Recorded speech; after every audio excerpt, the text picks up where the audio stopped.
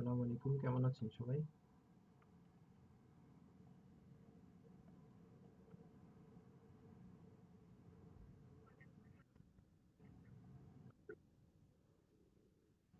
জি আছি আলহামদুলিল্লাহ ভালো। জি আছি আলহামদুলিল্লাহ ভালো।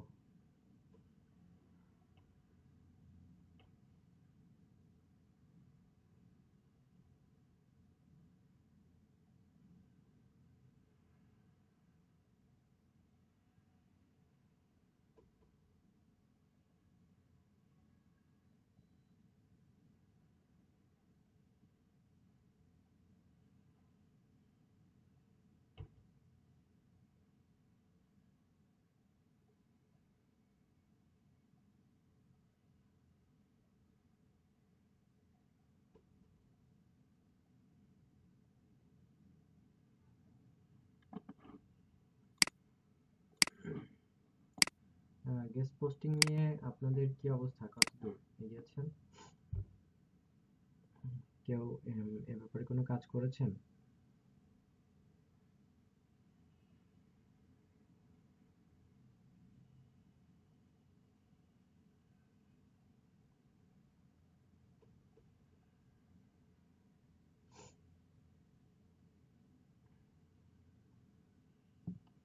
কোনো সাইটে অ্যাপ্লাই করেছেন গেস্ট পোস্টিং এর জন্য?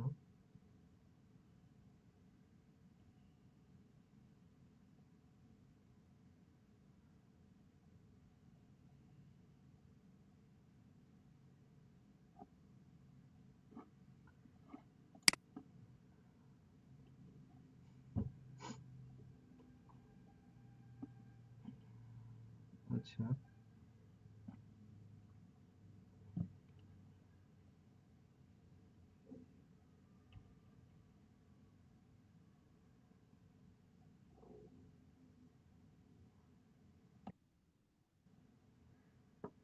কেউই এ ব্যাপারে কোনো কিছুই করেননি?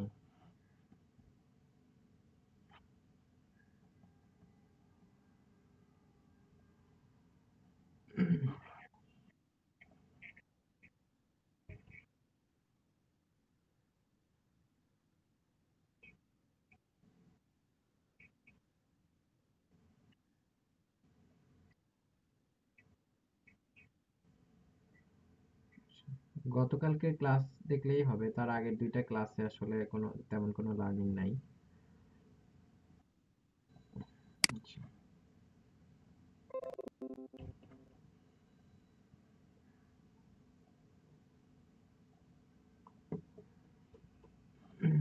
আচ্ছা, আমরা অন পেজ এসইও নিয়ে কাজ করব। তো অন পেজ এসইওটা জানার আগে ব্লগ বা ওয়েবসাইট সম্পর্কে বেসিক কিছু ধারণা আমাদের নিতে হবে। যেহেতু আমরা যদি আমরা অন পেজ এসইওতে কাজ করতে চাই, তাহলে ওয়েবসাইট সম্পর্কে আমাদের কিছুটা ধারণা থাকতে হবে। আচ্ছা, মোহাম্মদ শাহজাহান, আপনি কি এই ব্যাচের?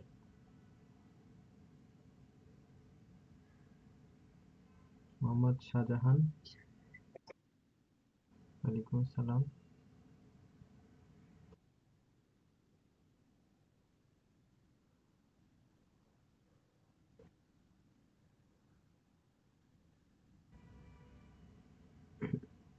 আচ্ছা, আপনি কোন ব্যাচে ছিলেন? ডিএম3। ও, আপনাদের কখন ছিল ট্রেনিং?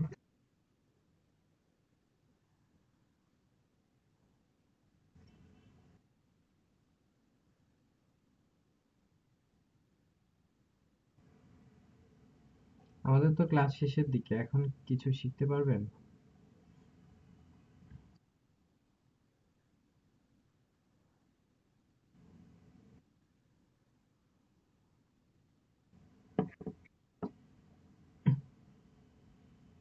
কি কি আপনি দেখেছেন বা কি কি শেখানো হয়েছে আপনার ব্যাচে? কতগুলো ক্লাস হয়েছে আপনার ব্যাচে?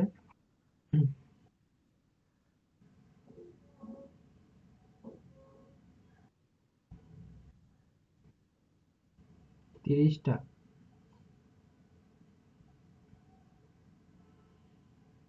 30টা ক্লাস হয়েছে আপনাদের?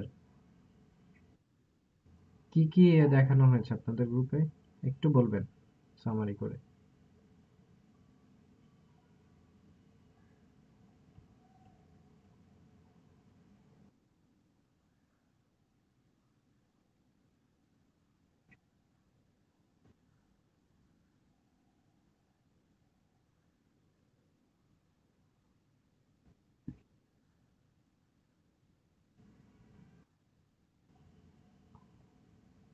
কে ছিলেন আপনাদের ট্রেনার?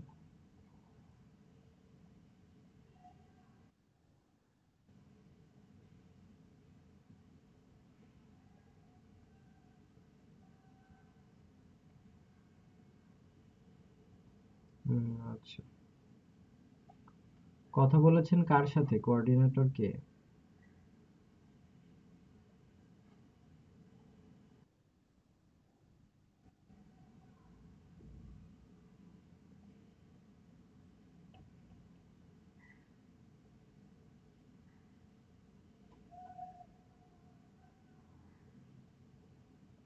আপনাকে কি এই ব্যাচেই দেওয়া হয়েছে? এই ব্যাচের লিংক পেলেন কিভাবে?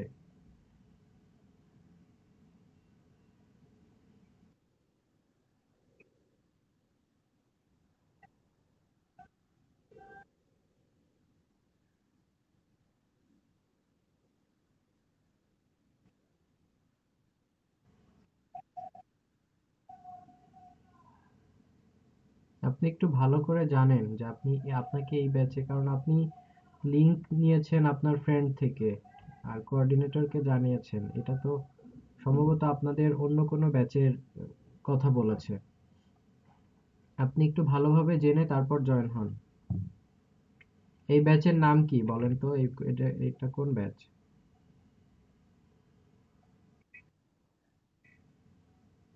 আপনার ফ্রেন্ড কে?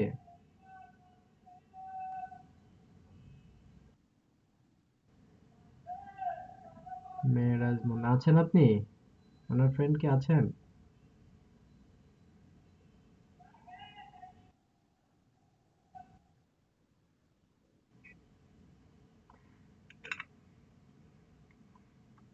আপনি একটু ভালোভাবে জেনে জয়েন হন, এই ব্যাচে জয়েন করে লাভ হবে না তো আপনার।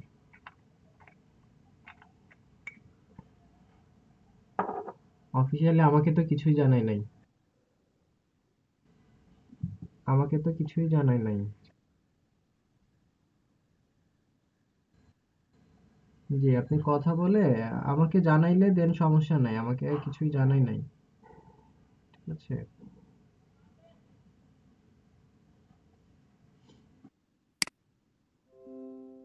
জি।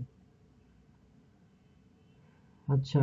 আহ, আমরা অন পেজ এসইও এটা জানার আগে তো আমাদের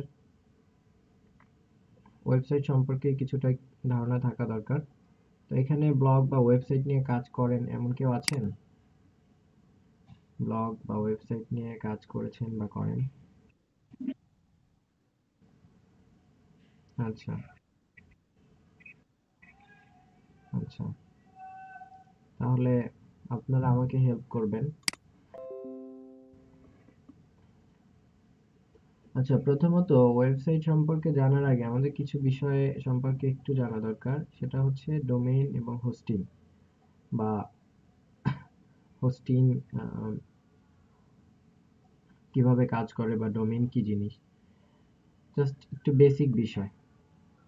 তো ডোমেইনটা কি, কেউ কি বলতে পারেন? ডোমেইন,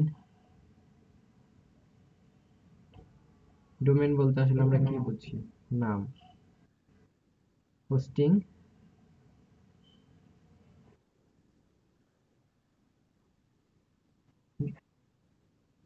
যেখানে আমরা কন্টেন্ট গুলা রাখি বা রাখতে পারি। আচ্ছা, বেসিক্যালি এটাই।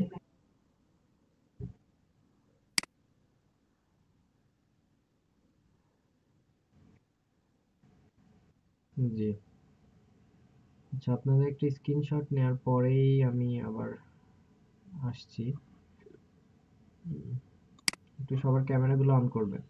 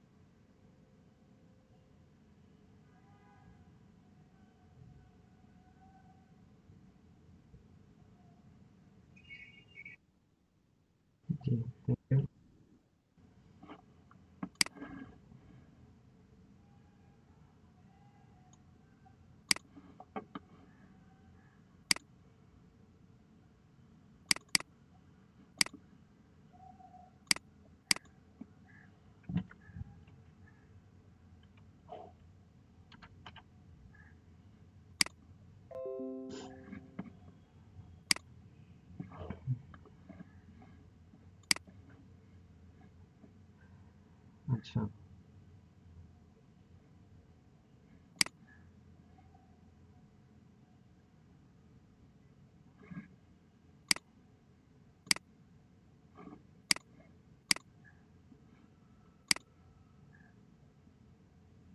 আচ্ছা, আমরা কি বলছিলাম তাহলে? জি বলেন, কে যেন বলছিলেন?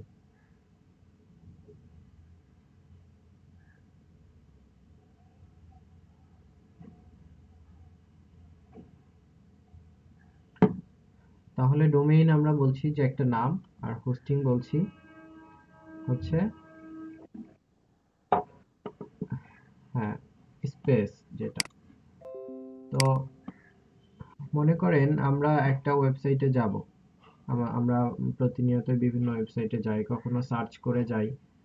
এখানে সার্চ করে যাওয়ার বিষয়টা আসবে না। এখানে আমরা ব্রাউজ করে যখন কোনো একটা ওয়েবসাইটে যেতে চাই, তখন আসলে কিভাবে আমরা যেতে পারি? আমাদের কি করতে হয়? একটা নাম লিখতে হয়।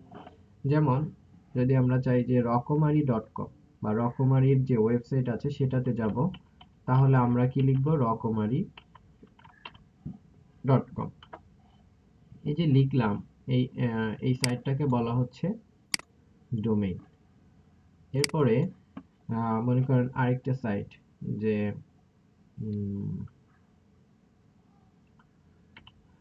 hubspot.com।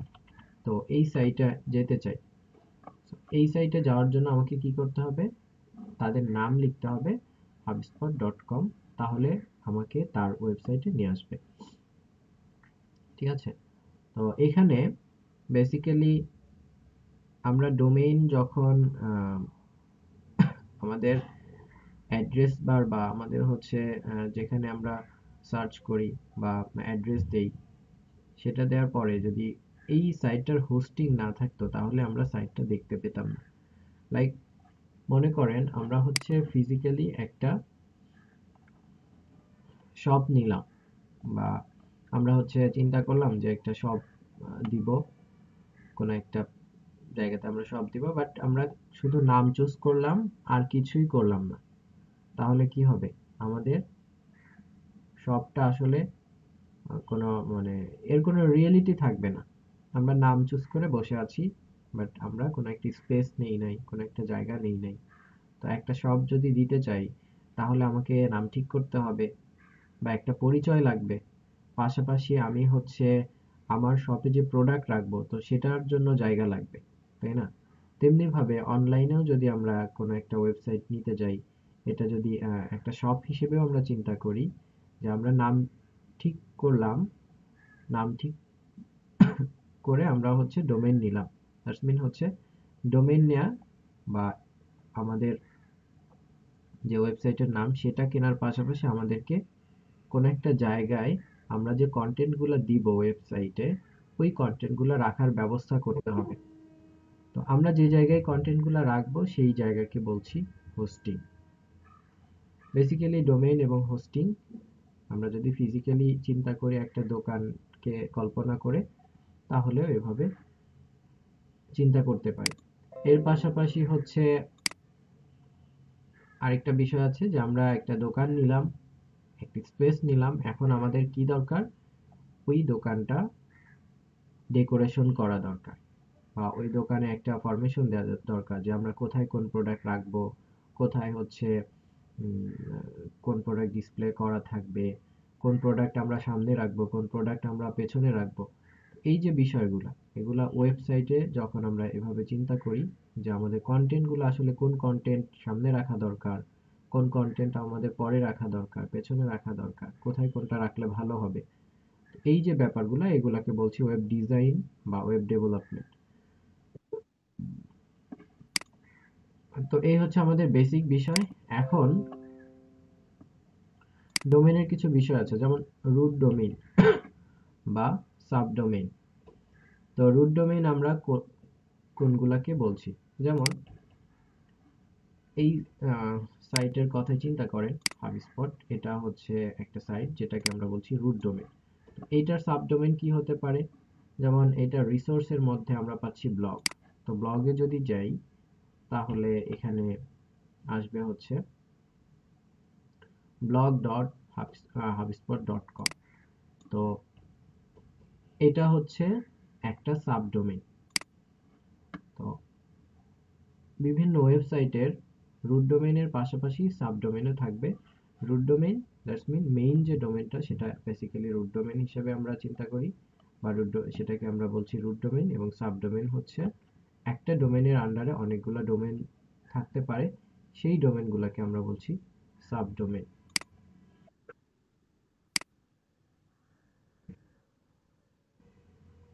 এটা ডিপেন্ড করে এখানে। রুট ডোমেইনটা বেসিক্যালি কেউ কেউ রেখেছে, যেমন আমি যদি আপনাদেরকে এটা দেখাই,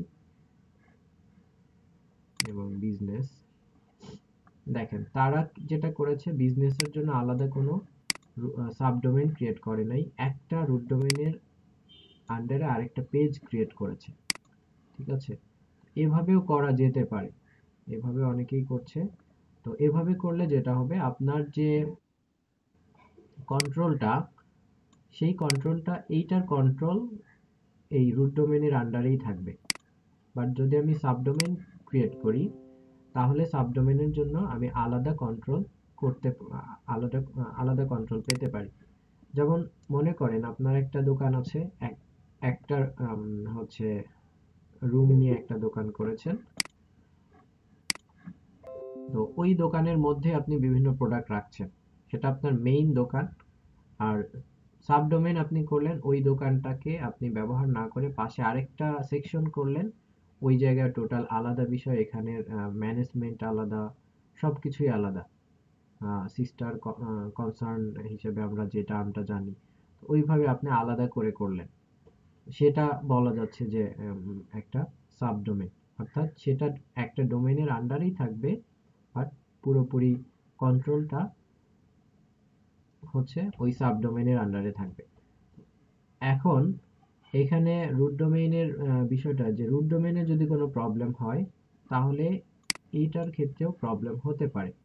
বাট সাবডোমেইনের বিষয়টা, যেমন এটার ক্ষেত্রে এটা টোটালি বলা যেতে পারে যে এইটার থিম টোটালি আলাদা, এইটার কন্ট্রোল হচ্ছে ম্যানেজমেন্ট সিস্টেম টোটালি আলাদা, বা আলাদাভাবে এটা আপনি মেনটেন করতে পারবেন, যে আপনার আর যে রুট ডোমেইন আছে সেটার কোনো ধরনের থিম সেটআপ বা কোনো ধরনের কন্ট্রোল ছাড়া শুধুমাত্র আপনি চাইলে এটা কন্ট্রোল করতে পারবেন। তো এটা এক একজন এক একভাবে ইউজ করে থাকে। আবার হতে পারে যে সাবডোমেইনের জন্য আপনি আলাদা সার্ভার ইউজ করছেন, রুট ডোমেইনের জন্য আলাদা সার্ভার ইউজ করছেন। আবার একই সাথেও হতে পারে। মনে করেন আমাদের কম্পিউটারে কি থাকে, হার্ড ডিস্ক থাকে। তো হার্ড ডিস্কের আমরা পার্টিশন করি না, দেখা যায় যে একটা হার্ড ডিস্কের মধ্যে আমরা কয়েকটা ড্রাইভ করি, drive one, C drive, E drive, D drive, বা এরকম আমরা ড্রাইভ করি।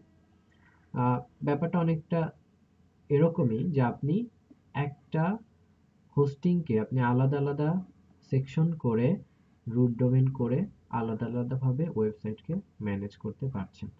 ব্যাপারটা অনেকটা এরকম, যে কারণে আপনার ওই এক্সেসটাও আলাদা আলাদা হচ্ছে, আপনি চাইলে আলাদা আলাদা ভাবে এটাকে কন্ট্রোল করতে পারছেন। এবং এটার স্পিডটাও রুট ডোমেইনের স্পিডের সাথে হচ্ছে এখানে খুব একটা নির্ভর করবে না। ঠিক আছে, আপনি চাইলে এটাকে, এটা বেসিক্যালি করা হয় হচ্ছে যাতে আলাদা প্রত্যেকটা সাইটের স্পিড আলাদা আলাদা ভাবে যাতে নিয়ন্ত্রণ করা যায়। এখন blog.hubspot.com এই সাইটে অনেক কন্টেন্ট আপনি দিলেন, সাইটটা অনেক ভারী হয়ে গেল। এই সাইটের কন্টেন্টের উপর কোনোভাবে ডিপেন্ড করবে না রুট ডোমেইনটা, যে আপনার এখানের কন্টেন্টের জন্য এটার সাইটের স্পিডের কোনো প্রবলেম হবে না। এরকম অনেকগুলো বেনিফিটস আছে, যে আলাদা আলাদা ভাবে যখন আলাদা আলাদা বিষয়গুলো নিয়ে কাজ করা হয়, ম্যাক্সিমাম ক্ষেত্রেই রুট ডোমেইন ব্যবহার করেই করা হয়। যেমন এটার সবচেয়ে বেশি এক্সাম্পল পাবেন গুগলের ক্ষেত্রে। গুগলের google.com, এটা হচ্ছে তাদের রুট ডোমেইন, এবং এই ডোমেইনের আন্ডারে প্রচুর তারা সাবডোমেইন করে সার্ভিস ক্রিয়েট করে থাকে। যেমন site.google.com, আমরা ক্লাস করছি meet.google.com। তারা এই গুগলের আন্ডারে অনেকগুলো সার্ভিস ক্রিয়েট করে করে সেগুলো দিয়ে বিজনেস। কোনো লিমিটেশন নাই, এটা সম্ভবত 200-র মতো করা যায় সম্ভবত, আমি এক্সাক্ট জানি না, তবে এটার লিমিটেশন নাই। এটা আপনার,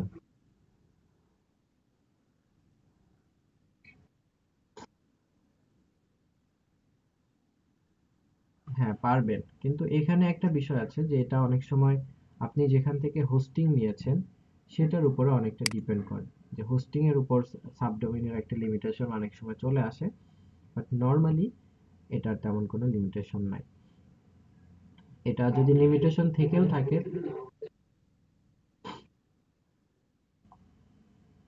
আচ্ছা আমি হচ্ছে ডোমেইনের বিষয় বলেছিলাম যে যদি আপনি ডোমেইন নেন তাহলে সেটা আমি হয়তো ম্যানেজ করে দিতে পারি।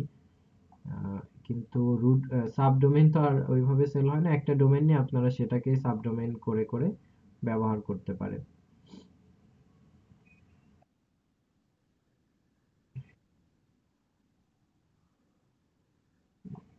না, স্পেসিফিক যে কোনো একটা টিএলডি হলেই হবে, এটা স্পেসিফিক না। রিসেন্ট নিয়ে নেন, 1-2 দিনের মধ্যে নিয়ে নেওয়ার ট্রাই করে।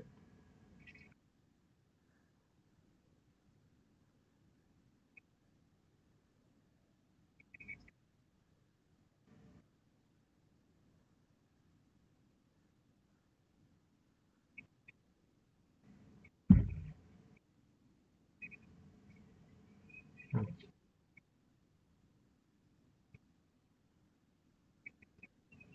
নিতে পারেন, প্রবলেম নেই। নেমচিপের কি পেমেন্ট কি মেথডে আপনি করছেন?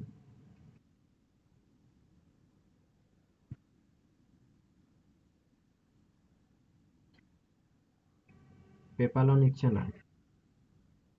হ্যাঁ, পেপালে, পেপালে নেওয়া যায়, আমি পেপাল দিয়েই আসলে use করেছিলাম।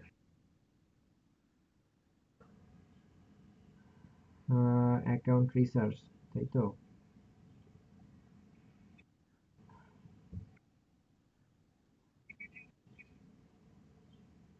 আচ্ছা,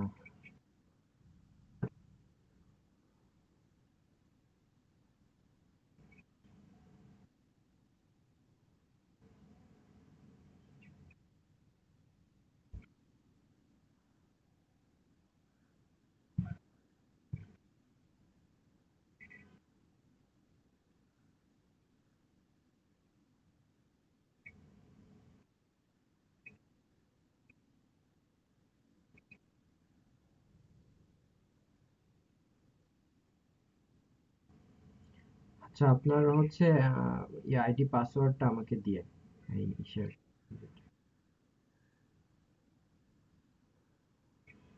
না, ওইটা, আচ্ছা আমি তাহলে আপনাকে নক দিব যখন আপনার হচ্ছে রাতের দিকে আমাকে একটু নক দিয়ে।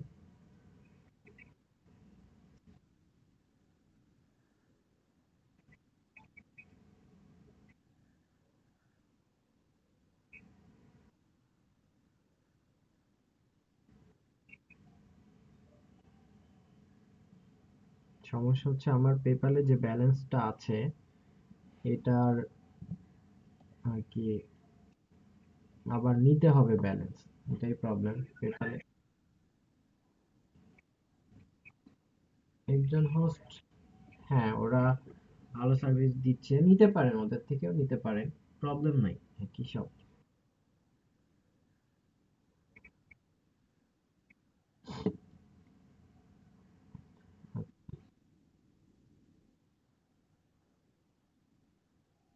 আমি নেমচিপের বাইরে শুরু থেকেই নেমচিপে গিয়েছি, এর বাইরে আমি কখনো যাই নাই, কারণ তাদেরকে আমি যতবারই নক করেছি।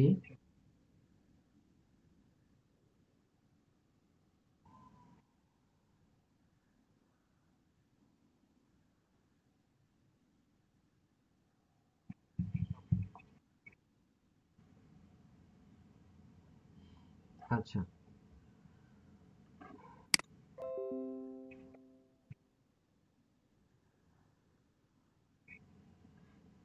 আচ্ছা, ঠিক আছে।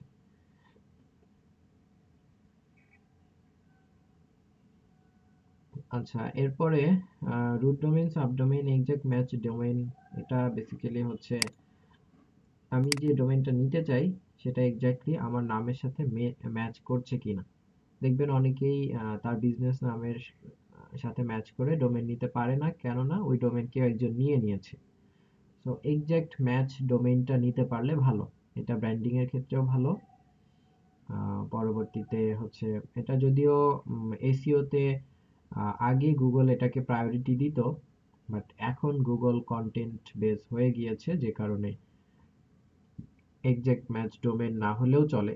যে আপনার যে নাম, সেই নামে যদি এক্সাক্ট ম্যাচ ডোমেইন কারো থেকে থাকে, তার থেকে আপনার কন্টেন্ট ভালো থাকে, গুগল আপনাকে র্যাঙ্কিং দিবে তার থেকে। আচ্ছা, ইউআরএল, ইউআরএল তো আমরা জানি প্রত্যেকটা, এটা একটা ইউআরএল হতে পারে, এটা একটা ইউআরএল হতে পারে, এটা একটা ইউআরএল। সো যে ওয়েবের লিঙ্কগুলো সেগুলোকে আমরা বলছি ইউআরএল। আচ্ছা, এরপর আসি ডোমেন সিলেকশন। তো ডোমেন সিলেকশনের ক্ষেত্রে আমাদের কিছু বিষয় মাথায় রাখা দরকার, যে আমরা কোন ধরনের ডোমেন নিব। তো ডোমেন খুঁজে দেওয়ার কাজটিও ফাইবারে আছে। যে অনেকে গিগ করেছে, শুধুমাত্র তারা প্রপার ডোমেন খুঁজে দেয়, বা ডোমেন কিনে দেয়, বা ডোমেন রিসার্চ করে দেয়। তো এখানে আমাদের আসলে ওই গিগ করার জন্য আমরা করব না, আমাদের নিজেদের ধারণার জন্য জাস্ট কিছু আইডিয়া রাখা, যে ডোমেইনের জন্য কিছু টিএলডি আছে, যেমন সরি কিছু এক্সটেনশন আছে। যেমন টপ লেভেল ডোমেইন আমরা বলছি, টপ লেভেল ডোমেইনের মধ্যে dot com, dot org, dot info, dot net, এই ডোমেইনগুলো অ্যাকচুয়ালি টপ লেভেল ডোমেইন। এরপরে হচ্ছে সিসিটিএলডি। সিসিটিএলডি আমাদের দেশে হচ্ছে বিটিসিএল সেল করে, যেটা হচ্ছে country code top level domain. যেমন dot com, dot BD, dot gov, dot BD, এরকম আমরা পাই, ডট এডু, ডট বিডি। তো এগুলো হচ্ছে সবই country code top level domain. তো বেসিক্যালি আমরা যদি আমরা লোকালি বিজনেস করতে চাই বা কাজ করতে চাই, সেক্ষেত্রে এই টিএলডি গুলো ব্যবহার করা হয়। অ্যামাজনের যে বিজনেস আছে অ্যামাজন ডট কম, এটা ওয়ার্ল্ড ওয়াইড। তারপরও দেখবেন বিভিন্ন কান্ট্রিতে অ্যামাজন হচ্ছে বিভিন্ন রকম টিএলডি ব্যবহার করে। যেমন ইন্ডিয়াতে অ্যামাজন ডট ইন, তাদের সাইট হচ্ছে এটা। বা অন্যান্য দেশে তাদের ওই কান্ট্রি অনুযায়ী দ্যাটস মিন সিসিটিএলডি তারা ব্যবহার করে থাকে বিভিন্ন কান্ট্রিতে। তো এটা অ্যাকচুয়ালি লোকাল বিজনেসের জন্য, যে আপনার সার্ভিস বা বিজনেস শুধুমাত্র বাংলাদেশ যদি হয়, ইভেন আপনি যদি মনে dot com top level domain যদি না পান, টিএলডি যদি না পান, তাহলে আপনি যেটা করতে পারেন, সিসিটিএলডি ব্যবহার করতে পারেন, কোনো প্রবলেম নাই। র্যাঙ্কিং ম্যাটার করবে না, র্যাঙ্কিং টোটালি কন্টেন্টের উপর ডিপেন্ড করবে। ঠিক আছে, তো এক্ষেত্রে অবশ্যই আমরা দেখে নিব যে আমরা ডট কম পাই নাই, এই কারণে ডট বিডি নিব, কিন্তু ডট কম নাম দিয়ে অলরেডি একটা বিজনেস আছে। তো সেক্ষেত্রে আমরা এটা করতে যাব না। ধরেন Evaly dot com dot BD, এটা হচ্ছে তাদের ওয়েবসাইট, ইভ্যালি ডট কম। তো এইটা আসলে আছে কিনা, এই ডোমেইনটা অ্যাকচুয়ালি তারা পায় নাই, রেজিস্টার্ড ফর ডেভেলপার। তো ইভ্যালি ডট কম কিন্তু নাই। ঠিক আছে, বা তারা হয়তো এটা নিতে পারে নাই, বা তারা এটা এই জায়গাতে ট্রাই করে নাই নেওয়ার জন্য। বাট তারা কি করেছে, Evaly dot com dot BD, তো এটা তারা নিয়েছে। তো ব্যাপারটা উল্টাও হতে পারে, যে ডট কম অলরেডি আছে, তো আপনি চাচ্ছেন ডট বিডি নিতে। সাপোজ আমরা যদি একটু দেখি যে এখানে মনে করেন দারাজ, না এটা ইভ্যালি দারাজ সেমই হয়ে যাবে, রকমারি ডট কম ডট বিডি, তারা সম্ভবত নিয়ে রাখতে পারে, কারণ তারা অনেক এস্টাবলিশড ব্যবসা তাদের। তারা অবশ্যই চাইবে না যে তারা এই ডোমেনটা ফাঁকা রাখুক আর কেউ কিনে নিয়ে তাদেরকে ঝামেলায় ফেলুক। তো হতে পারে, জাস্ট এক্সাম্পল দেওয়ার জন্য, যে অলরেডি রকমারি ডট কম বিজনেস আছে, আপনি চাচ্ছেন যে না, রকমারি ডট কম ডট বিডি এটা আমি নিব, নিয়ে ব্যবসা করব, এটা করা যাবে না, কারণ অলরেডি মার্কেটে বিজনেস করছে। আপনারা দেখবেন যে কিছুদিন আগে এটা নাই, এটা তারা নেয় নাই, বা যাই হোক, কিছুদিন আগে একজন Facebook dot com dot BD এটা নিয়ে একটা নিউজ হয়েছিল, হয়তো অনেকেই দেখে থাকতে পারেন। তো এরকম অনেকেই আছে যারা এই কাজগুলো, এগুলো করা যাবে না, এগুলা আসলে ভালো প্র্যাকটিস না। সে $5 মিলিয়ন চাইছে ফেসবুকের কাছে। ফেসবুক বাংলাদেশে বিজনেস, মানে বাংলাদেশে আর কি তার সিসিটিএলডি লঞ্চ করার প্ল্যান করেছিল, তখন ফেসবুক দেখেছে যে এটা ফাঁকা নাই, বাংলাদেশের কেউ একজন কিনে রেখেছে, ঢাকারই একটা একটা পার্সন কিনে রেখেছে। সে সে ফেসবুকের সাথে, মানে ফেসবুকের কাছে $5 মিলিয়ন চেয়েছে, তাহলে সে দিবে। যাই হোক, এরকম আমরা, না এটা নিয়ে মামলা চলতেছে এখনো, স্টিল না।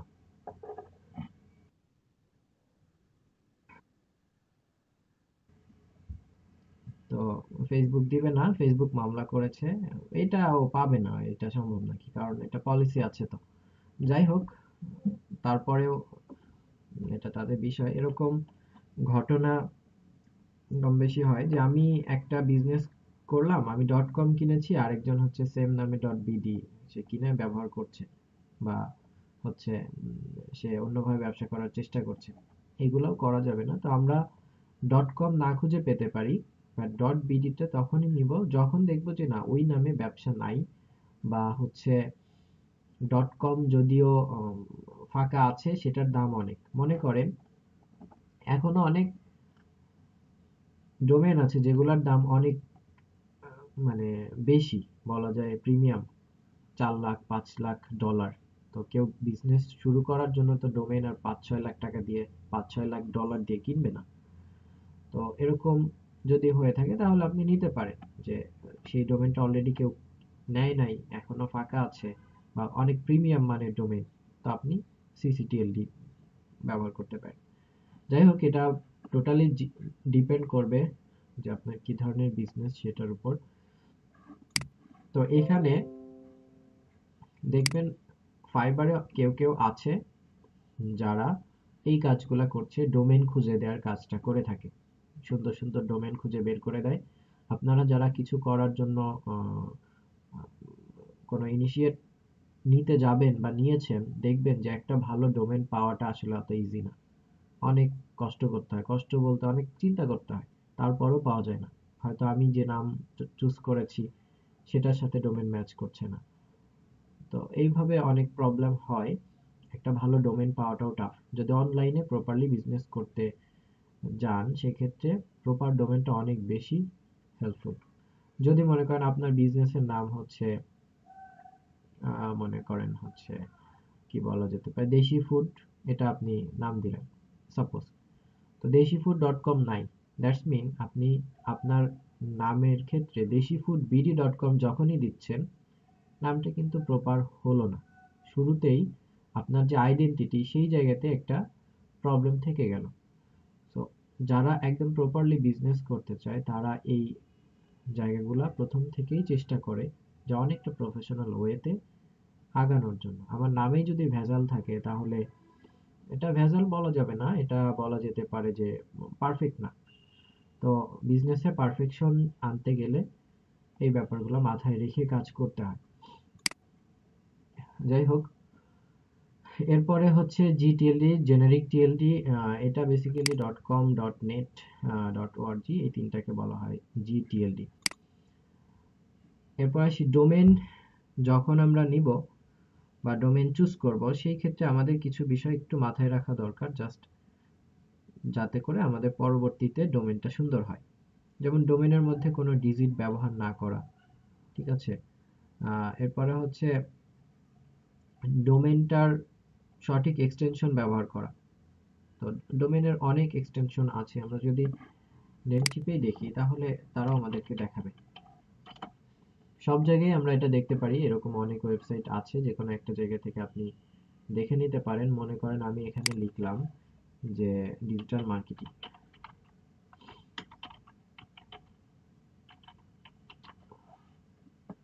সরি, ডিজিটাল মার্কেটিং .com, এই ডোমেনটা আমি চাই, যদি এটা পাবো না জানি। তো ডিজিটাল মার্কেটিং .com থাকবে না।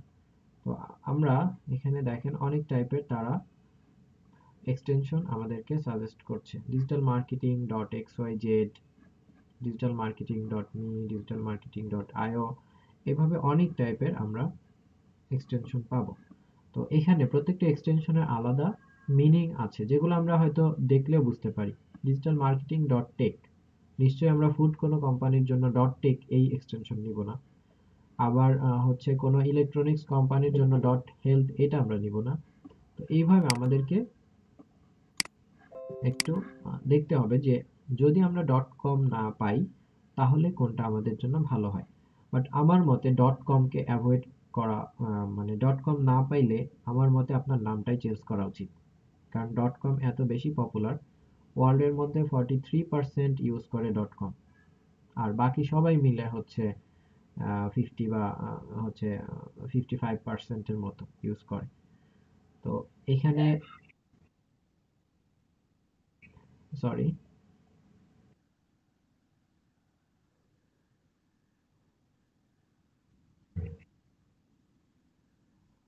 ব্র্যান্ডিং, ব্র্যান্ড ভ্যালু, মনে করেন .com আমি যদি দেখি, কারণ আমাদের একটা মাইন্ড সেট আপ এরকম, .com চোখ বন্ধ করে আপনার সবাই বুঝতে পারছে। আর আপনি যদি 10 জনের মধ্যে বলেন আম, আপনার ওয়েবসাইটের নাম .xyz.com, আমার ধারণা 10 জনের মধ্যে 9 জনই বলবে এটা একটা ওয়েবসাইট, হয়তো আরেকজন ওয়েবসাইট সম্পর্কে জানে না, এই জন্য বলতে পারবে না। XYZ, এটাও আমরা পরিচিত হচ্ছি ডে বাই ডে, বাট এটা কিন্তু ওইভাবে পপুলার না, তাই না? এখন এটা শুধুমাত্র র্যাঙ্কিং এর ক্ষেত্রেই ফ্যাক্টর হিসেবে কাজ করে না, এটা অনেক ক্ষেত্রে আপনার অ্যাক্টিভিটি যদি ই কমার্স হয়, আপনি যদি মনে করেন যে আপনি প্রত্যেকটা জায়গাতে ফিউচারে প্রত্যেকটা জায়গায় আপনার বিজনেস থাকবে, সো ই কমার্স হলে আপনাকে অবশ্যই ডোমেনের দিকে ফোকাস রাখতে হবে।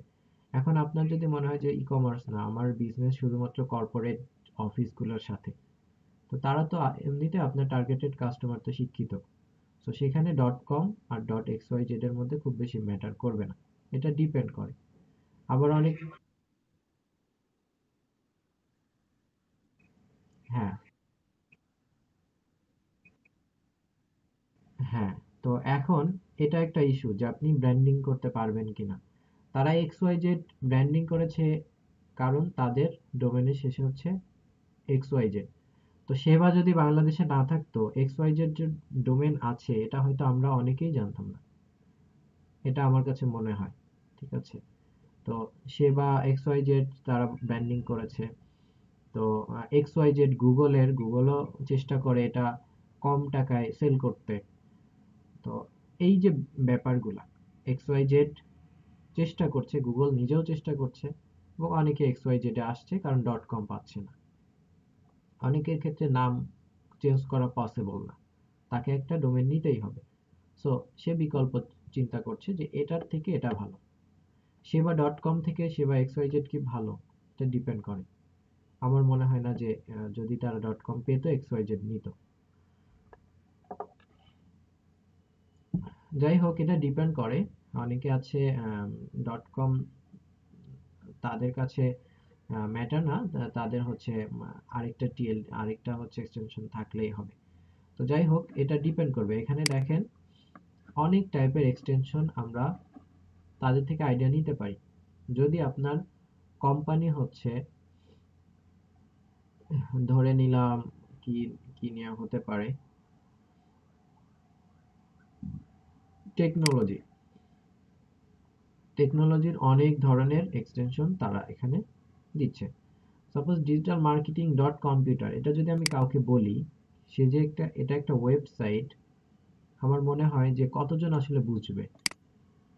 তো এই ব্যাপারগুলো হয়তো আর 10 বছর পর অনেকেই বুঝতে পারে, কিন্তু আমার এই মুহূর্তে ব্র্যান্ডিং এ প্রবলেম হবে। তো এই ব্যাপারগুলো ডিপেন্ড করে যে আমি যে ডোমেইনটা নিব সেটা আসলে আমার ব্র্যান্ডিং এর জন্য কতটুকু সুবিধা হবে। কোনটা ভালো কোনটা মন্দ এটা আমরা কিসের ভিত্তিতে বলি?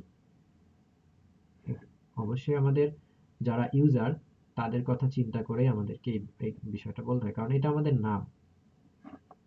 নামটা যদি কাস্টমার সহজেই শুরুতেই বুঝতে পারে, পরবর্তী স্টেপগুলো আমাদের জন্য সহজ হয়ে যাবে।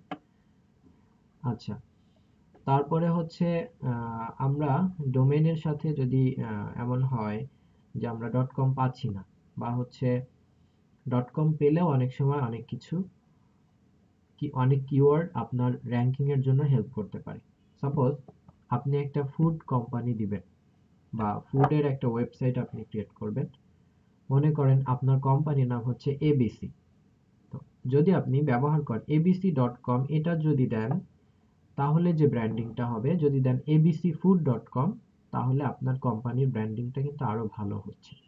আপনার যে টার্গেটেড কিওয়ার্ড, যে আপনি ফুড নিয়ে বিজনেস করছেন, আপনার নামের সাথে সেই ব্র্যান্ডিংটাও হচ্ছে। এই যে ছোট ছোট বিষয়, এগুলোও কিন্তু হেল্প করে। সবসময় যে এক্সাক্ট ম্যাচ ডোমেইনটাই ভালো, ব্যাপারটা এমন নাও হতে পারে, বা এমনটি কখনো হয়ও না। যে আমার যদি ফুড, তো আমি নামের সাথেই ফুডটা লাগাই দিই। আমার যদি ফ্যাশন হয়, নামের সাথে আমি ফ্যাশনটা লাগাই দিই, যাতে করে আমার ব্র্যান্ডিংটা হয়ে যাচ্ছে। তো অনেকেই ফুড রিলেটেড, ঢাকায় খাস ফুড খুব ভালো করছে। তো যদি আমি দিতাম যে খাস.com, তাহলে অনেকেই কনফিউজড এটা আবার কি। বা যদি আমি বলি খাসফুড.com, যে কোনোদিন এটা শুনেও নাই, সেও বুঝবে যে না, এটা হচ্ছে একটা ফুডের ওয়েবসাইট, সো এখানে খাবার পাওয়া যায়। তো অনেক ক্ষেত্রে এক্সাক্ট ম্যাচ না নিয়েও আমাদের বেনিফিট হতে পারে। আচ্ছা, ডোমেন নেম অবশ্যই শর্ট রাখা উচিত, এটা আমরা সবাই জানি, যাতে করে কাস্টমারদের মনে থাকে। ডোমেন নেমের যে স্পেলিংটা, এটাও ইজি থাকা উচিত, প্রোনাউন্সিয়েশনটা ইজি থাকা উচিত, ইউনিক থাকা উচিত। ইউনিকনেসটা অনেক ইম্পর্টেন্ট। বিশেষ করে আপনার নাম যদি ইউনিক হয়, দেখা যাবে যে আপনি ওয়েবসাইট লঞ্চ করার কিছুদিনের মধ্যে আপনার নামটা দিয়ে সার্চ করলে আপনার ফেসবুক, ওয়েবসাইট সবগুলো রেজাল্ট পেয়ে যাবে খুব দ্রুত। ঠিক আছে? এবং এটাই ম্যাক্সিমাম ক্ষেত্রে হয়। এটাই ম্যাক্সিমাম ক্ষেত্রে। আমরা যদি একটু দেখে আসি, এটা হচ্ছে নীল প্যাটেলের একটা সাইট আছে, নীল প্যাটেল। এখানে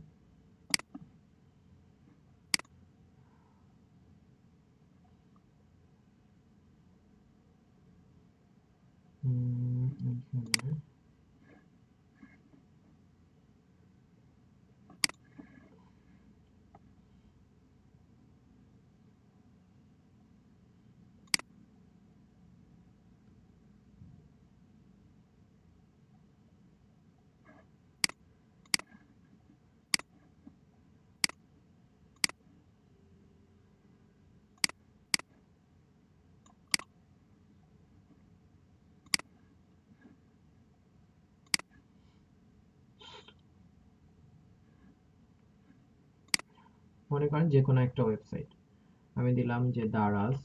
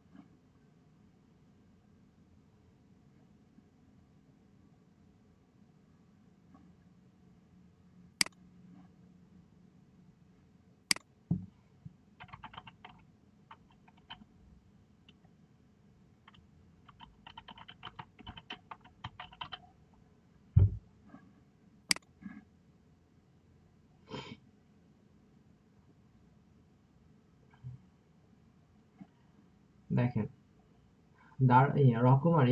রকমারির যতগুলা কিওয়ার্ড আছে, তো এই কিওয়ার্ডের মধ্যে তাদের যে অর্গানিক যে ট্রাফিকটা আসে, এই ট্রাফিকটা আমি যদি এখানে ব্যাকলিংকে যাই,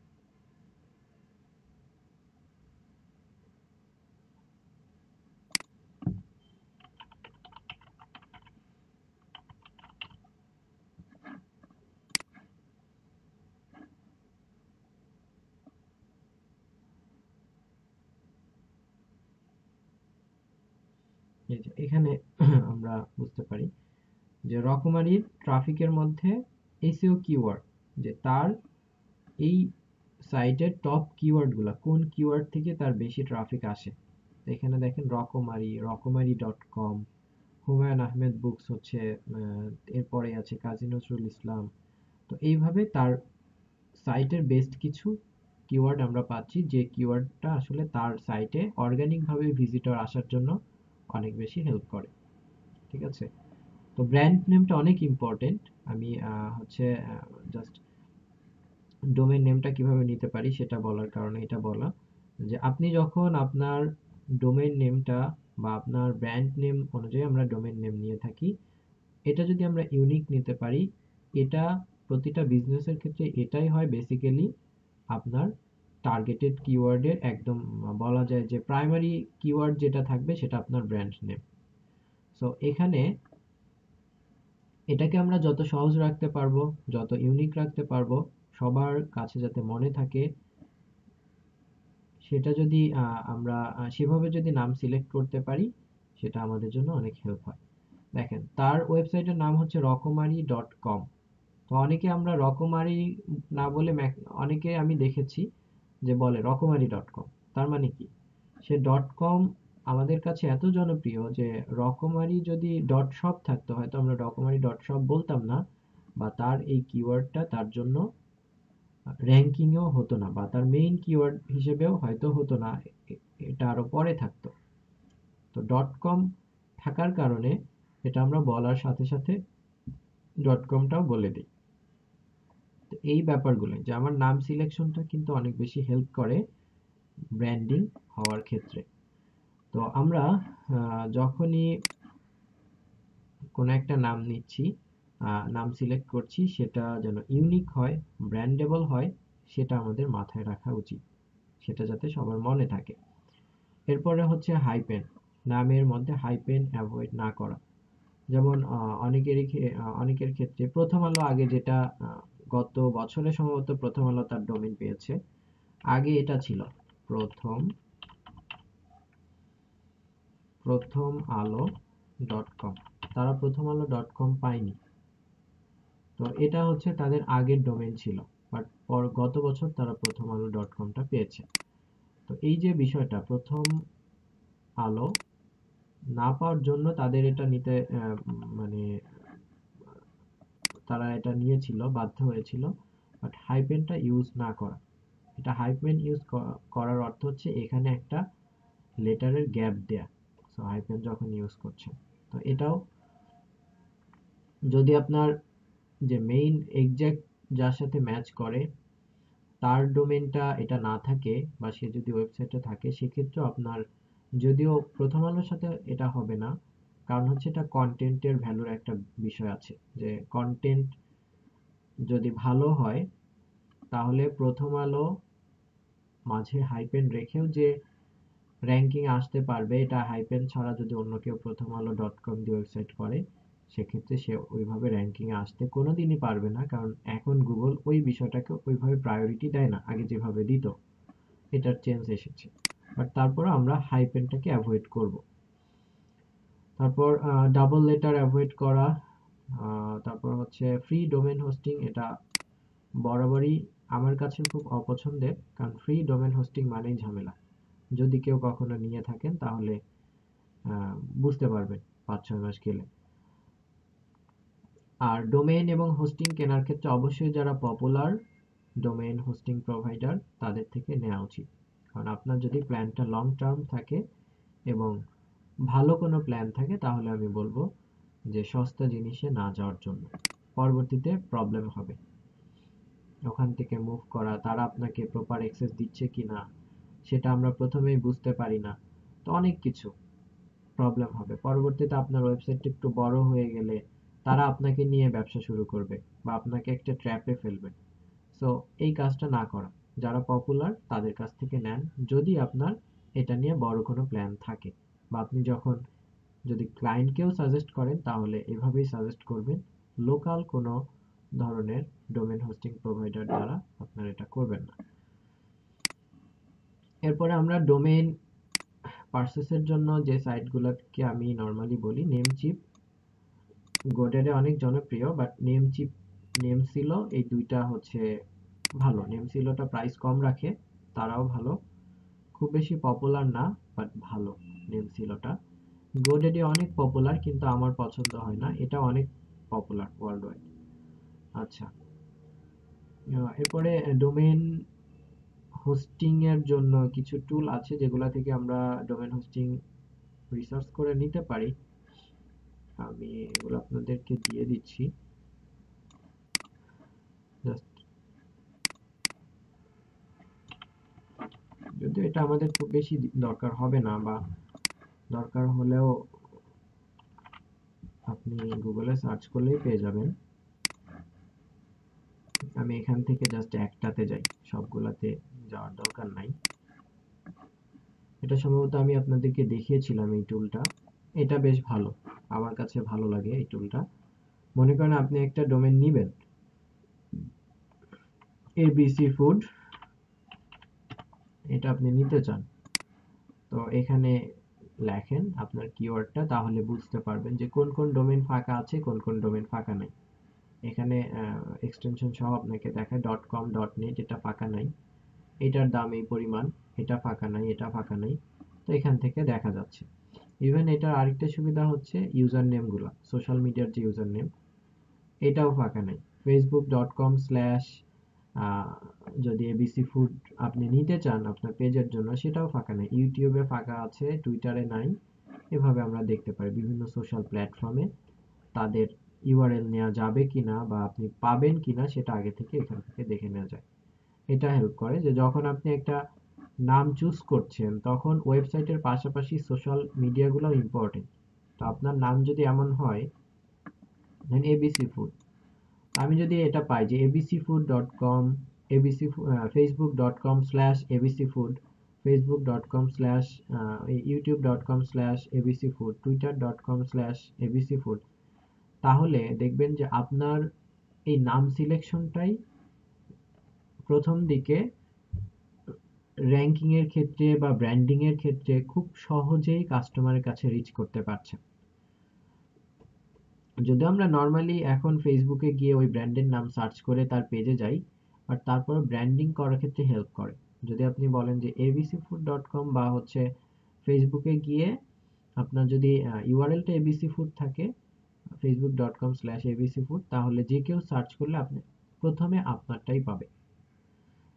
তো এই যে ব্যাপারগুলো, এটা হেল্প করে ব্র্যান্ডিং এর জন্য। তো এই টুলটার হেল্প নিতে পারেন, যে কোনো নাম সিলেকশনের ক্ষেত্রে যদি আপনি ক্লায়েন্টের কাজও করে দিতে চান সেক্ষেত্রেও হেল্প করবে। ঠিক আছে, ইউনিক নাম খুঁজে পাওয়ার জন্য। আচ্ছা, এরকম এই সাইটগুলো সেম। এরপরে হচ্ছে এখানে এটা যে লার্ন ডোমেইন সার্চ, এটাও কিছু কাজ করে দেয়, যে আপনি ডোমেইন খুঁজে পেতে চান, মনে করেন আপনার এবিসি ফুড দিয়ে পাচ্ছেন না, এবিসি ফুড এটা দিয়ে পাচ্ছেন না, সার্চ করলে আপনাকে অনেক আইডিয়া দিবে যে কোন কোন ডোমেন আপনি নিতে পারেন। এগুলা সবই প্রায় 5,000-এর মতো ডোমেন, এগুলো সবই অ্যাভেলেবল। মাই এবিসি ফুড, এখানে জাস্ট আইডিয়া পাওয়া যায় যে আমি আসলে কোনটা নিতে পারি। তো এটা হচ্ছে আপনার নামের আইডিয়া দিবে। এগুলোর হচ্ছে ফাঁকা আছে, .com ফাঁকা পাওয়া যাবে। এগুলো আমাদের ডোমেইন রিসার্চ করতে কিছুটা হেল্প করে। আরো এরকম টুল আছে, অনেকে অনেকে বিক্রিও করে, ডোমেইন কিনে কিনে সে হচ্ছে রাখে, পরবর্তীতে এটা ভালো দামে সেল করে। যাই হোক, ওইটা ভিন্ন ইস্যু। এরপর আসি আমাদের ডোমেইন সিলেকশন বা ডোমেইন কি, হোস্টিং কি, মোটামুটি আইডিয়া পেলাম। আমরা হচ্ছে হোস্টিং এর কিছু টাইপ সম্পর্কে দেখব, যে কিছু টাইপ আছে, just share hosting, VPS hosting, cloud hosting, এগুলো হোস্টিং এর এক একটা টাইপ।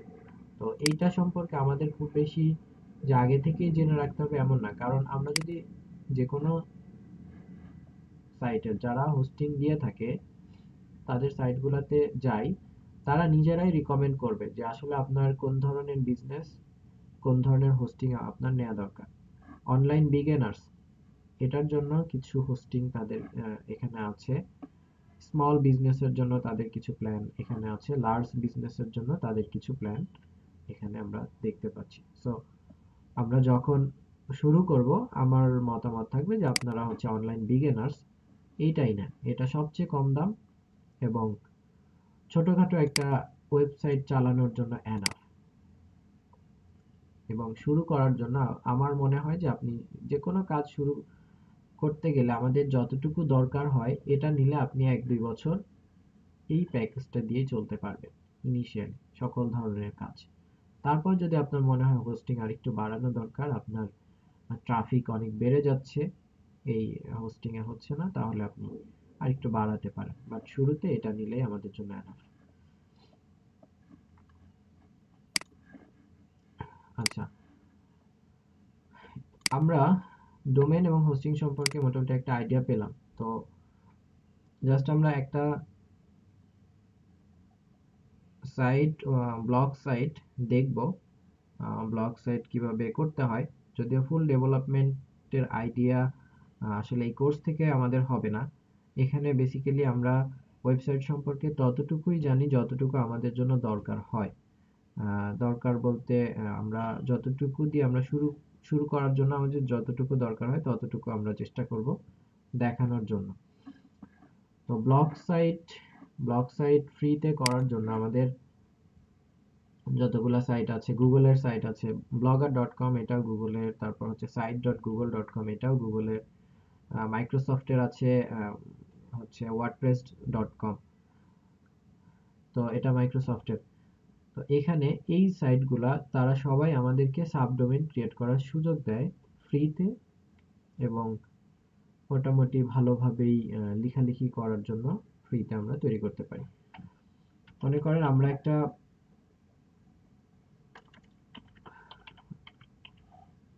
ব্লগ সাইট করব, তো এই কারণে আমরা গেলাম ব্লগারে। তো blogger.com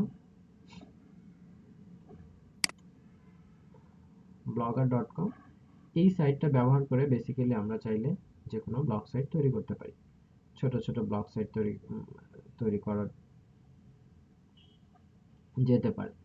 তো এখানে ব্লগার আমরা দেখার উদ্দেশ্য হচ্ছে যাতে করে ওয়েবসাইটের বেসিক কিছু টার্ম বা বেসিক কিছু বিষয় আমরা বুঝতে পারি, যে ওয়েবসাইটে কি কি আছে, একটা পেজ কিভাবে তৈরি করে সেটা আমরা ফ্রিতে দেখে নিতে পারি, তারপর হচ্ছে পেজে কিভাবে পোস্ট করব সেটা আমরা দেখতে পারি। এটা আমাদের দরকার হয় বিশেষ করে অন পেজ এসইওর জন্য, এই স্কিলটা আমাদের দরকার হবে। তো আপনারা ফ্রিতেই করতে পারবেন। blogger.com এখানে যান, যাওয়ার পরে ক্রিয়েট ইওর ব্লগ, তো এখানে গেলে আপনাদের ব্লগ সাইট ক্রিয়েট করার অপশন দিবে। তো কোনো একটা জিমেইলের অ্যাকাউন্টে এটা করতে হবে। আপনার যদি জিমেইল অ্যাকাউন্ট থাকে, আশা করি সবারই আছে, তো জিমেইল অ্যাকাউন্টের থ্রুতে আপনি একটা ব্লগ সাইট তৈরি করতে পারবেন। তো আমার অলরেডি একটা ব্লগ সাইট তৈরি আমি সকালের ব্যাচে করেছি। তো ব্লগ সাইট আপনি যখন এটা ক্রিয়েটে ব্লগ সাইট এটাতে যাবেন, ক্রিয়েট করতে যাবেন, তখন আপনার হচ্ছে নামটা দিতে বলবে, অর্থাৎ blogger.com এটার আন্ডারে একটা সাবডোমেইন ক্রিয়েট করার অপশন দিবে। সেখানে আপনি ইউনিক একটা নাম দিতে হবে যেটা প্রিভিয়াস টাইমে কেউ নেয়নি, সেই নামটা ব্যবহার করে আপনি হচ্ছে একটা সাইট করতে পারবেন। তো আমার সাইট যদি আমি এখানে দেখি যে সাইটের প্রিভিউটা, এখানে কি আছে, নিউ পোস্ট।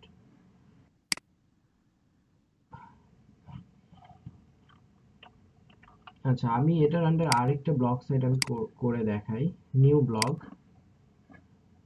নিউ ব্লগের আমার ব্লগের টাইটেল কি হবে, মনে করেন আমি দিলাম যে এবিসি, এবিসি ফুড। তো এটা একটা ব্লগ সাইট এবং অ্যাড্রেস, তো অ্যাড্রেস এটা নাই, এবিসি ফুড।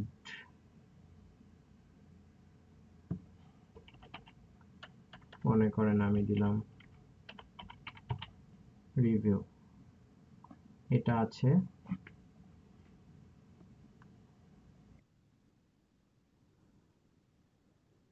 এই অ্যাড্রেসটা হচ্ছে আপনার সাবডোমেইন ক্রিয়েট হবে, আপনার ওয়েব অ্যাড্রেস এখানে। হ্যাঁ,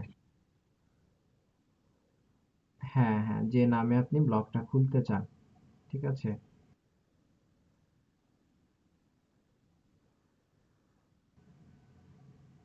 বুঝতে পারি না আপনার কথা।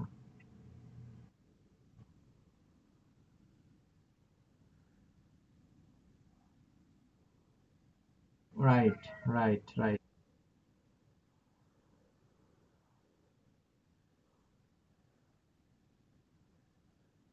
হ্যাঁ, হ্যাঁ, হ্যাঁ, হ্যাঁ, হ্যাঁ, সেটাই। সাবডোমেইন ক্রিয়েট করে এখানে, এইখানে বাংলা লিখতে পারবেন না, এটা হচ্ছে ওয়েবসাইটের নাম বাংলায় বাংলায় হয় না তো মনে হয়। হয়, হয়, বিটিসিএল দেয় ডট বাংলা, বাট আপনার মেইন নামটা ইংরেজিতেই থাকতে হবে। আচ্ছা, এখানে আমরা লিখলাম, এটা ফাঁকা আছে, সো সেভ। সেভ করার পরে এখানে দেখবেন যে আমাদের আমরা যদি যাই আমাদের সাইটটা, এটা হচ্ছে A B C food, food review dot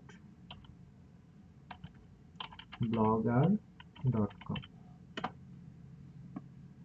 এটা বানান ভুল হয়েছে কিনা।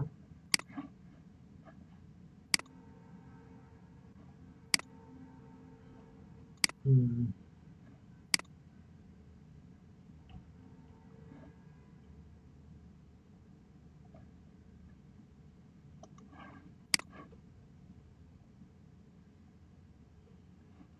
এটা বেসিক্যালি হচ্ছে আমার ওয়েবসাইট নেম।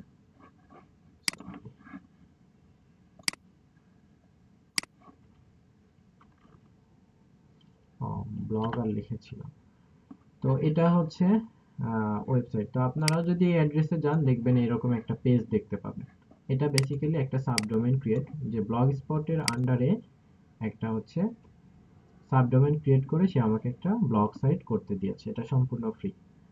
এবং এই সাইটে আমরা যদিও বেসিক কিছু কাজ করা যায়, এখানে আসলে খুব বেশি কিছু করা যায় না। এখানে কি কি আছে, একটা ব্লগ সাইট করার পরে আমরা নতুন পোস্ট করতে পারি, পোস্টগুলো সব সময় এখানে থাকবে। তারপর এখানে স্ট্যাটিস্টিক্স এর মধ্যে আমার এই সাইটটা কতজন ভিজিট করলো, টোটাল পেজের যে ইনসাইট আমরা দেখি বা অ্যানালিটিক্স গুলো আমরা বিভিন্ন সময় দেখে এসেছি, ঠিক এখানেও সেম কাজটাই। কারা কারা কমেন্টস করেছে সেটা এখানে আসবে। এখানে যেহেতু একটা গুগলের সাইট, এই ব্লগ সাইট দিয়ে আর্নিং করার জন্য যে অ্যাডসেন্স অ্যাকাউন্ট অ্যাড করা, সেটা আমরা চাইলে এখান থেকে করে নিতে পারি। জাস্ট একটা অ্যাডসেন্স অ্যাকাউন্ট ক্রিয়েট করলে, ক্রিয়েট করা থাকলে আমার এই সাইটে মনিটাইজেশন হয়ে যাচ্ছে। যদি আমার এই সাইটে ভিজিটর আমি পাই বা ভিজিটর থাকে, দেন আমার সাইটে অ্যাড আসবে, সেটার ভিত্তিতে আমার আর্নিং হবে। ব্লগের আর্নিংটা বেসিক্যালি এই ফ্রি ব্লগ সাইটের আর্নিংটা এভাবে হয়। জি।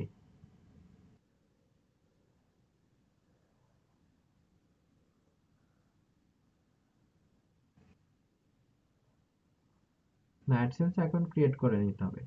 অ্যাডসেন্স অ্যাকাউন্ট ক্রিয়েট করা খুব আহামরি কঠিন কাজ না। আপনারা আহ, হচ্ছে দেখে নিতে পারেন অ্যাডসেন্স টোটাল।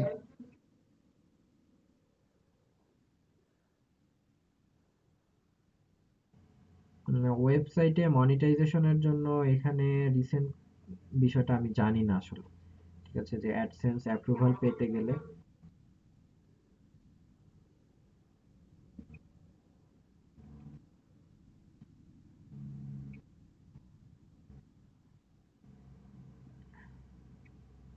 আগে আপনাকে অ্যাডসেন্স অ্যাকাউন্ট ক্রিয়েট করে নিতে হবে, দেন আপনি হচ্ছে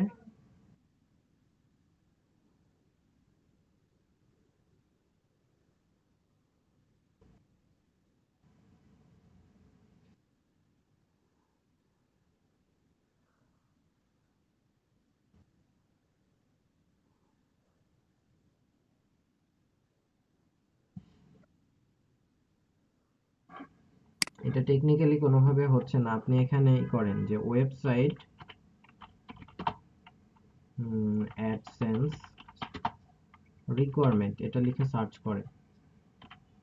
যেহেতু দেখবেন যে তাদের হেল্প সেন্টারে বা তাদের এখানে, do you have any on unique or interesting content, does your content আচ্ছা comply with AdSense program policy, এখানে তাদের পলিসিগুলা পেয়ে যাবেন।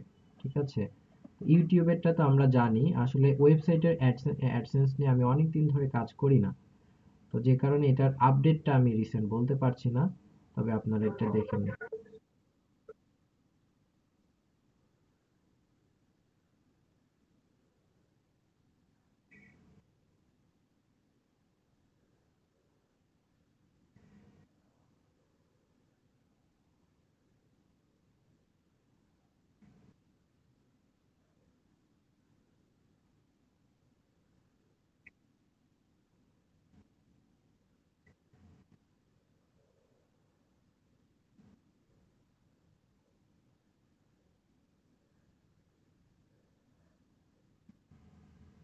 আচ্ছা, এটা আপনি কোনো ভালো ডেভেলপার দিয়ে একটু দেখান, দেখাইলে একটা সলিউশন।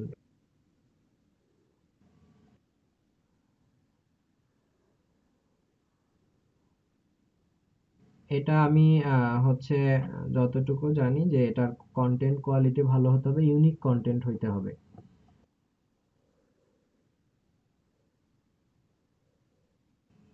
এবং ইউনিক কিনা, কপি কন্টেন্ট কিনা। আচ্ছা, এটা নিয়ে একটু দেখতে হবে, না দেখে আসলে বলার সুযোগ নাই ওইভাবে। আপনি একটু ওয়েবের ইয়ে নেন, ওয়েবসাইটের হেল্প নেন, রিসোর্স গুলো একটু পড়ে নেন।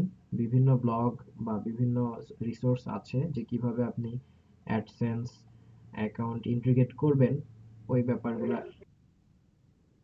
তার তারপরও হয় নাই। আচ্ছা,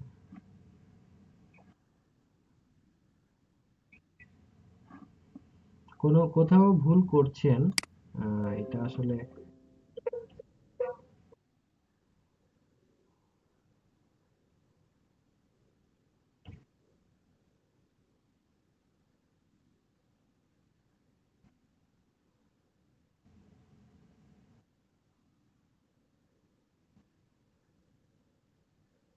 এখন যেটা প্রবলেম হয়, এখন আমি বেশ কিছু প্রবলেম ফেস করি বিভিন্ন ক্লায়েন্টের কাজ করতে গিয়ে, সেটা হচ্ছে এখন দেখবেন ওয়েব ডেভেলপার প্রচুর আছে মার্কেটে। তো কোডিং এর তো একটা সিস্টেম আছে, যেমন আমরা হচ্ছে কোনো একটা ভাষার গ্রামাটিক্যালি একটা বিষয় আছে। তো একটা ওয়েবসাইট যখন ডেভেলপ করা হয় বা ওয়েবসাইট যখন তৈরি করা হয়, যে ডেভেলপার করে, এটা যদি শুধুমাত্র কিছু ড্র্যাগ ড্রপ করে বা সে হচ্ছে আনঅর্গানাইজড ওয়েতে বা আনপ্রফেশনালি কোডিং গুলা সেট করে, যখন আমরা কোনো টুলকে দিব, লাইক ফেসবুকের ক্ষেত্রে কি আছে, ফেসবুক পিক্সেল আছে, গুগলের ক্ষেত্রে গুগল ওয়েব মাস্টার আছে।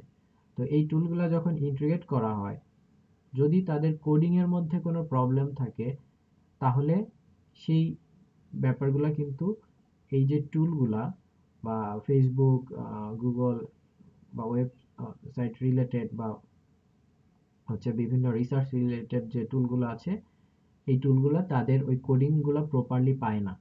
আমরা হয়তো একটা ওয়েবসাইট করিয়ে নিচ্ছি, করিয়ে নেওয়ার পরে দেখছি যে না আমার তো দেখতে ভালোই লাগছে, বাট সে ব্যাকএন্ডে কোডিংগুলা কিভাবে করেছে সেটা কিন্তু আমরা বুঝিও না, আমরা ওয়েব ডেভেলপারও না। সো যে কারণে আমাদের প্রবলেমগুলো হয়, পরবর্তীতে আমরা ইন্টিগ্রেশনে গেলে এই প্রবলেমগুলো ফেস করি। আমরা তাদেরকে বললে তারা রেসপন্স করে না ওইভাবে, কারণ ম্যাক্সিমাম পার্সন এই বিষয়গুলো জানেও না। কারণ ভালো ওয়েব ডেভেলপারের সংখ্যাও কিন্তু খুব বেশি না। ভালো ওয়েব ডেভেলপার দিয়ে করাতে গেলে আপনার কস্টিং অনেক বেড়ে যায়। আমরা সস্তা খুঁজতে গিয়ে প্রবলেমে পড়ি। আমি অনেক দেখেছি যে যারা সস্তা খুঁজতে গিয়ে কোনো একটা সস্তা জায়গা থেকে একটা ওয়েবসাইট ডেভেলপ করিয়েছে, পরবর্তীতে সে ওয়েবসাইটে কিছুই করতে পারছে না, না পারছে পিক্সেলের সাথে ইন্টিগ্রেট করতে, না পারছে গুগল মাস্টারের সাথে ইন্টিগ্রেট করতে, কারণ তাদের কোডিং এর জায়গাগুলোয় প্রবলেম। তো সে আমাকে জোড়াতালি দিয়ে করে করে দিয়েছে, এটা আমি ভিজুয়ালি দেখা যাচ্ছে, বাট ভেতরে ভুল। তো এই কারণে আমি,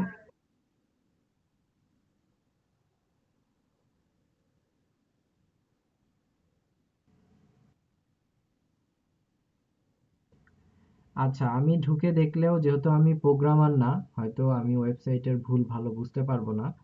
তো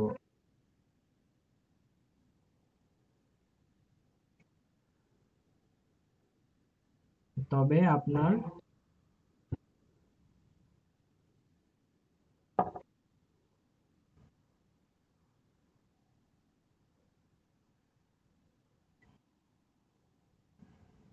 আপনারা একটা টুলের ব্যবহার নিতে পারেন, পেজ হচ্ছে গুগল পেজ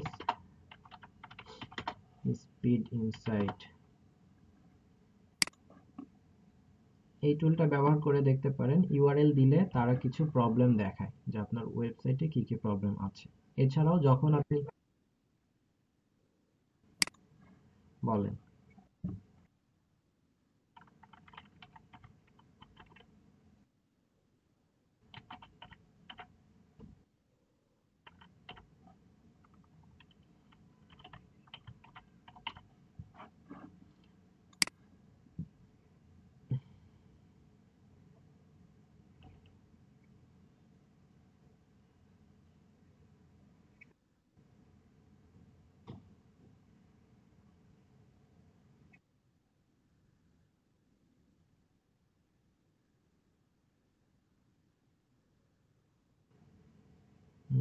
কোনটা ব্লগ স্পটে?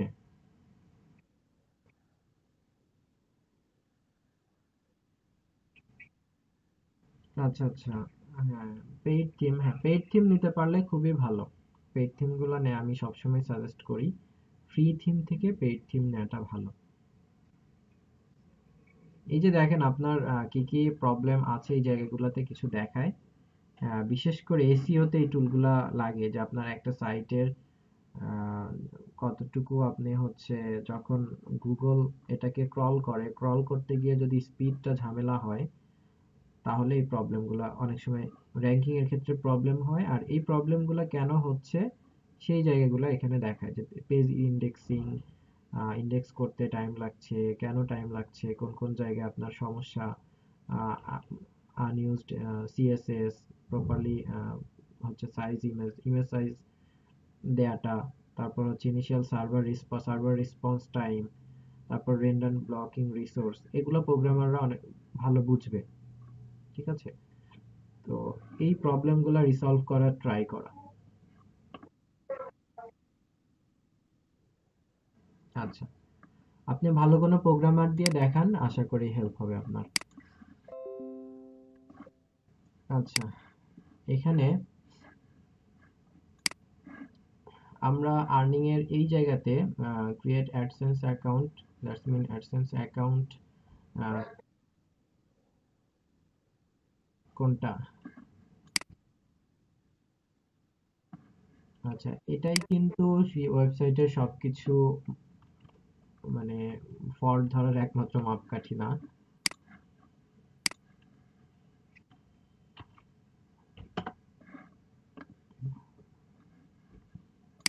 আচ্ছা,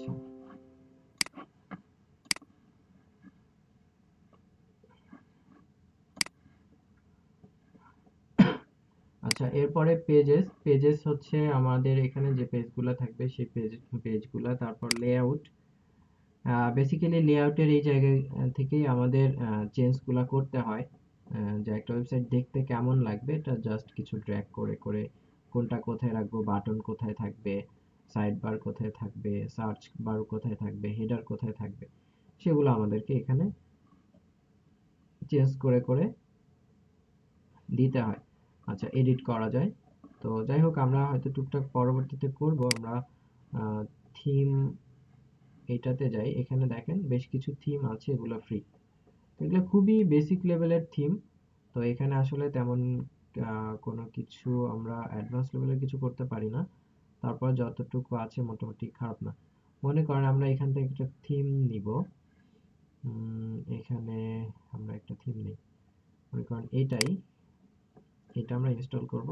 তো থিমটা সিলেক্ট করে অ্যাপ্লাই করলে আমাদের থিমটা সিলেক্ট হয়ে যাবে। Applied successfully. আমরা যদি একটু দেখে আসি, যদিও থিমটা আমরা এখন আমাদের থিমটা আমাদের এখানে আমাদের কোনো কন্টেন্ট নাই, যে কারণে এরকম দেখাচ্ছে। আমরা যদি একটা কন্টেন্ট আপলোড করি, তো কিছুটা চেঞ্জ আমরা দেখতে পাবো। আচ্ছা, এরপরে সেটিংসের এই জায়গাগুলোতে এই টাইটেল চেঞ্জ করা, ব্লগ ল্যাঙ্গুয়েজ চেঞ্জ করা, আরো কিছু কিছু গুগল অ্যানালিটিক্স এর সাথে যদি আমরা অ্যাড করতে চাই, সেখানে এই সেটিংস থেকে আমরা অ্যানালিটিক্স অ্যাড করে নিতে পারি। আচ্ছা, এখান থেকে আমরা পারমিশন দিতে পারি যে একটা ব্লগার আমরা ভিন্ন ভিন্ন পার্সন যদি ব্যবহার করতে চাই, ইউটিউব যে চ্যানেল সেটার মতো পারমিশনের এই জায়গা। আচ্ছা, এরপরে আমরা এখান থেকে একটা পেজে আমরা একটা পোস্ট করব। পোস্ট করা, এই যে নিউ পোস্ট। তো নিউ পোস্টে গেলে আমাদের এখানে পোস্ট করার অপশন দিবে। তো আমরা একটা পোস্ট করি। পোস্টের টাইটেলটা কি হতে পারে, যে কোনো একটা জায়গা থেকে কপি করে নিয়ে আসি। Food blog.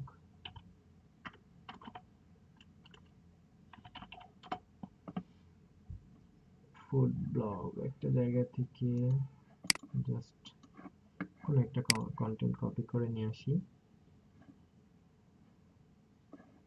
এটাই যেতে পারে।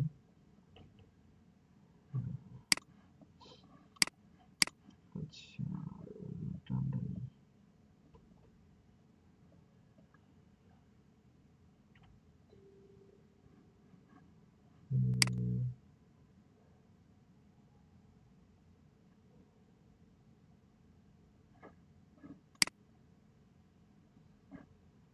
এটা নেই আপাতত, জাস্ট এটাই আমরা ওই জায়গায় পেস্ট করে করে নিয়ে দেখি।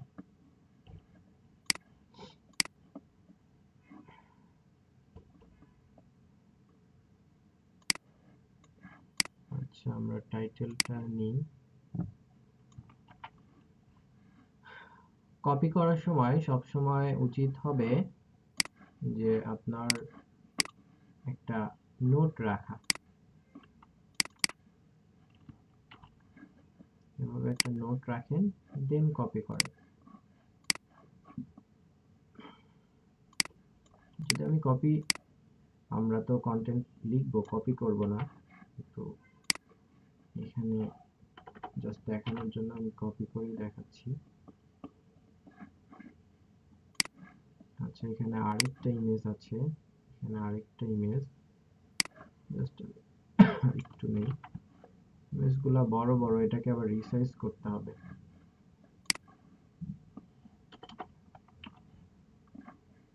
ওকে।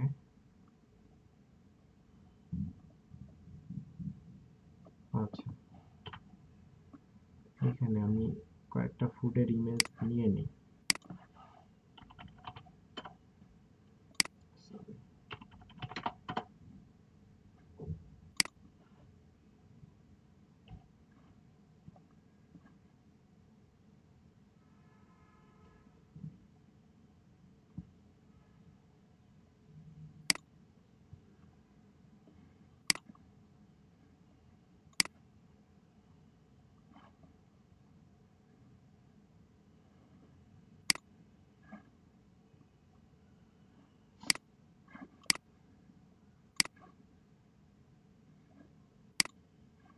জাস্ট কিছু ছবি নিয়ে নিলাম,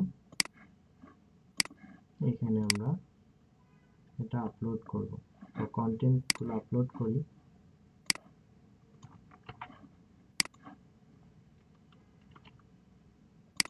তো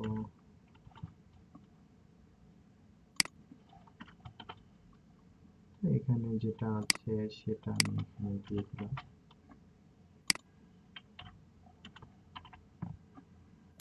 এরপরে আমি যদি আরো কিছু লিখতে চাই, এখান থেকে জাস্ট সেটা আমি নিয়ে নিই।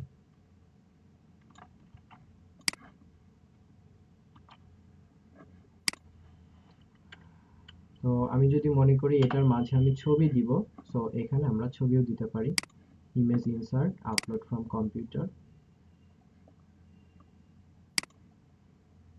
এইখান থেকে আমি যেগুলা সেভ করে রেখেছি এখান থেকে একটা ছবি আমি নিয়ে নিই।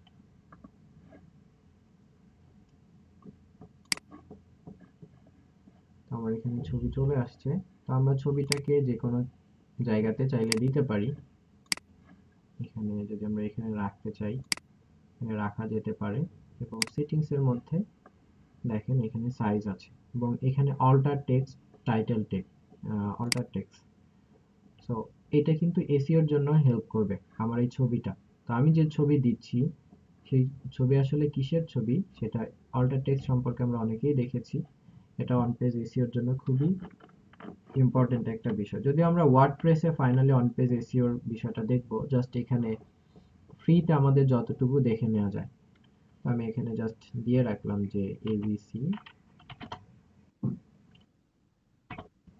জি বলেন।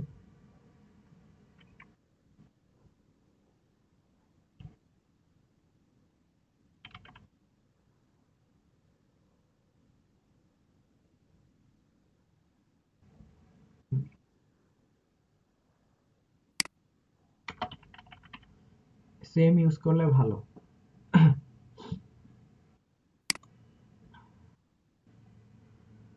কারণ আপনি একই জিনিস যদি সে ডিফারেন্ট ডিফারেন্ট জায়গাতে খুঁজে পায়, সেটা র্যাঙ্কিংটা ভালো দিবে। টেক্সটের টাইটেল আমরা দেই এবিসি,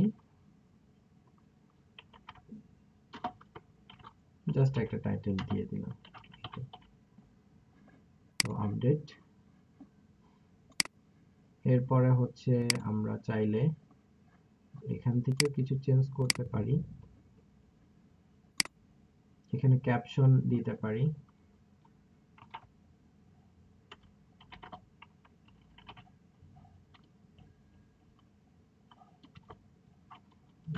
এটা আমি এখানে এটা দিয়ে দিলাম।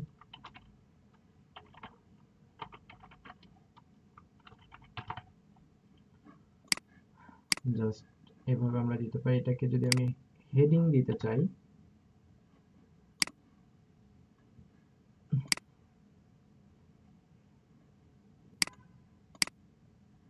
হেডিং, এটা হেডিং হয়ে যাচ্ছে। তারপর এখানে আমরা আরেকটা কিছু নিতে চাইলে সেটাও পারবো। এটাকে আমরা চাইলে ছোট করতে পারি, প্রবলেম নাই। ইভেন আমরা যদি এটাকে এভাবে রাখতে চাই সেটাও আমরা এখান থেকে করতে পারি। আমি আরেকটু কন্টেন্ট নিয়ে আসি।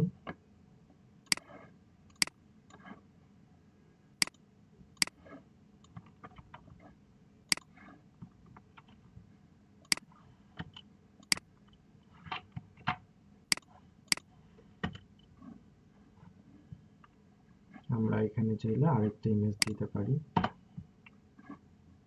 বা ভিডিও দিতে পারি। আমি একটা ভিডিও নিয়ে এসে দেখাই। মনে করেন আমি একটা ভিডিও দিব, সো এখানে ইউটিউব থেকে আমরা নিতে পারি। তো যে আপনার ইউটিউবে চ্যানেল আছে, তো কি করবেন, ইউটিউব থেকে একটা ভিডিও নেন।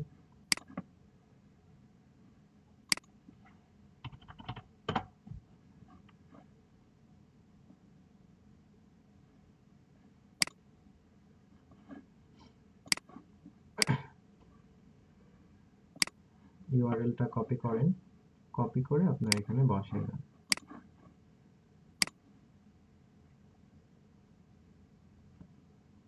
আপলোড করেও দিতে পারেন, সার্চ করেও দিতে পারেন। সার্চ, চলে আসলো, সিলেক্ট। তো আপনার এই ভিডিওটা যেটা ইউটিউবে ছিল সেটা কিন্তু এখানে চলে আসলো, এবং এটাকে আপনি যেভাবে খুশি ড্র্যাগ করে বড় ছোট করে নিতে পারেন। ঠিক আছে,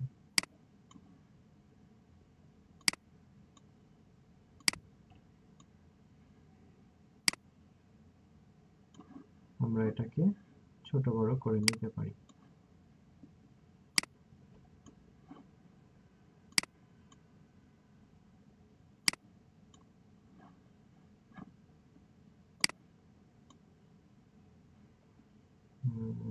এটা আমরা একটু বড়ই রাখি।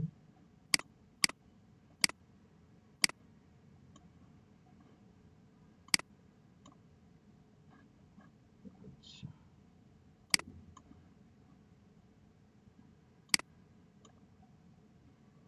ওকে ওকে, আমরা যদি এটাকে একটু পাবলিশ করে দেখি।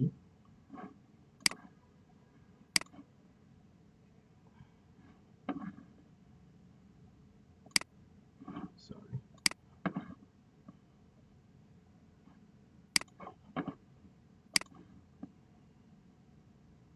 তাহলে এই যে আমি যে একটা পোস্ট দিলাম সেই পোস্টটা কিন্তু এখানে চলে আসছে, এবং আমি যদি রিড মোডে যাই, সো আমি এটা হচ্ছে পাবলিশ করলাম এই মাত্র, এবং এখানে একটা ভিডিও আছে। তো যে ভিডিওটা আমি এখানে নিয়ে আসছি।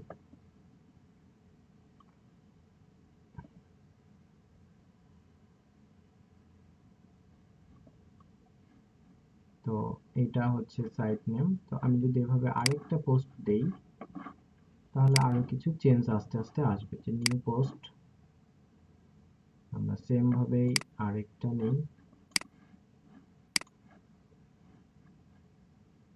মনে করেন এটা বেশি কন্টেন্ট আছে এরকম দরকার ছিল, জাস্ট এখান থেকে কিছু নিয়ে নেই।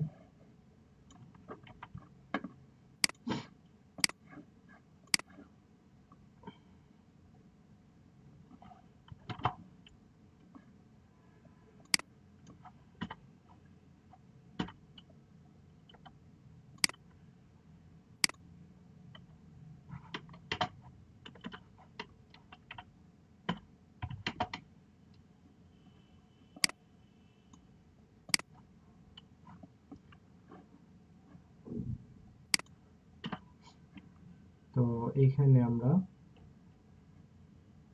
এই বিষয়গুলোকে বিভিন্নভাবে হেডার, সাব হেডিং এভাবে আমরা দিতে পারি ইচ্ছা মতো, যেটা আমরা আর্টিকেল রাইটিং এর সময় দেখেছিলাম। সাব হেডিং, এটাকে আমরা প্যারাগ্রাফ হিসেবে অটো নিয়ে হয়ে যাবে। এখানে আমরা চাইলে একটা ইমেজ বসাই দিতে পারি।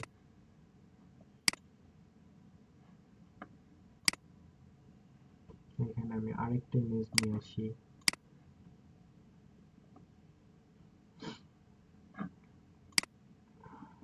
ইমেজ চলে আসলো, এটা আমি চাইলে পাশে রাখতে পারি, যে কোনো ছোট বড় করে দিয়ে দেওয়া যেতে পারে। তো এইভাবে আমি দিলাম, এটাকে আপাতত পাবলিশ করি। এরপরে যদি দেখি, তো এখানে একটা পোস্ট আসছে, এখানে কিন্তু আরেকটা পোস্ট আসছে। যখন আমরা কন্টেন্ট দিতে থাকবো, তখন কিন্তু আমার সাইটটা হচ্ছে আস্তে আস্তে দেখা যাবে যে আমি যে থিমটা নিয়েছিলাম সেই থিমে যেভাবে দেখেছিলাম সেভাবে আমার থিমটা দেখাবে আস্তে আস্তে। তো থিমের কাস্টমাইজেশনের অনেক বিষয় আছে, যে আমরা হচ্ছে অন্য কোনো থিম, বাইরে থেকে একটা থিম এনেও এখানে দিতে পারি। থিম ইনস্টল করা যেতে পারে, থিমটাকেও কাস্টমাইজ করা যেতে পারে। তো আপনারা যেটা করবেন, বাসায় একটু দেখবেন নিজেরা। এটা দেখলে যেটা হবে যে ওয়েবসাইট সম্পর্কে মোটামুটি একটা ভীতি দূর হবে। একটু একটু জাস্ট প্র্যাকটিস করেন। আমরা ক্লায়েন্টকে ব্লগার তৈরি করে দেব এটা আমাদের কাজ না। জাস্ট নিজেরা জানার জন্য একটু প্র্যাকটিস করেন, যেহেতু ফ্রিতে করা যাচ্ছে, সো এই কারণে আমি বলবো যে নিজেরা প্র্যাকটিস করেন, ট্রাই করেন একটা শেপ দেয়া, নিজে একটা ফ্রি ব্লগ সাইট করেন, একটা শেপ দেয়া ট্রাই করেন, কিছু কিছু বিষয় অ্যাড করেন, রিমুভ করেন, ভুল সঠিক যেটাই হোক না কেন প্রবলেম নেই। আচ্ছা, দ্যাটস মিন আমরা এখানে যা করছি আমরা ওই সাইটে সেটা দেখতে পাচ্ছি। তারপর এখানে থিম যদি আমি চেঞ্জ করি, মনে করেন আমি এই থিমটা নিব, অ্যাপ্লাই, এবং আমি যদি ওইটাতে যাই তাহলে দেখেন এখন এটার চেহারাটা অন্যরকম হয়ে গিয়েছে, তো আমার আগের থিমে নাই। ঠিক আছে, এখানে একটা পোস্ট চলে আসছে, এখানে আরেকটা পোস্ট চলে আসছে। এভাবে আমরা চেঞ্জ করে করে বিভিন্ন থিম নিয়ে দেখতে পারি। মনে করেন এটা তো আমাদের ছিল সম্ভবত, না এটা ছিল না, যদি এটা নেই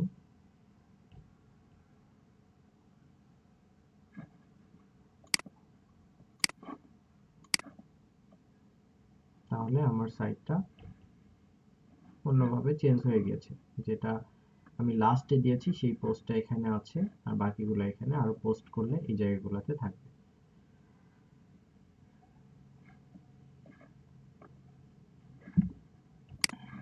আচ্ছা, এটা একটু দেখেন, আমি কালকে আরেকটু দেখিয়ে ওয়ার্ডপ্রেসটাও একটু দেখাবো। ওয়ার্ডপ্রেস দেখে আমরা বেসিক্যালি যে জায়গাগুলোতে ওয়ার্ডপ্রেসের যে আমরা পেইড ডোমেন হোস্টিং সেটা নিয়েই আলটিমেটলি কাজ করব, কারণ এখানে অনেক কিছু করা যায় না।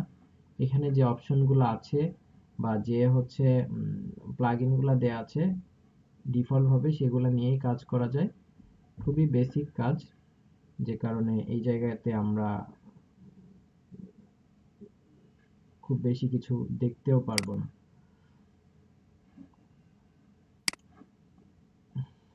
লেআউট, লেআউটের এই জায়গাগুলোতে আমরা চেঞ্জ করতে পারি। পেজ,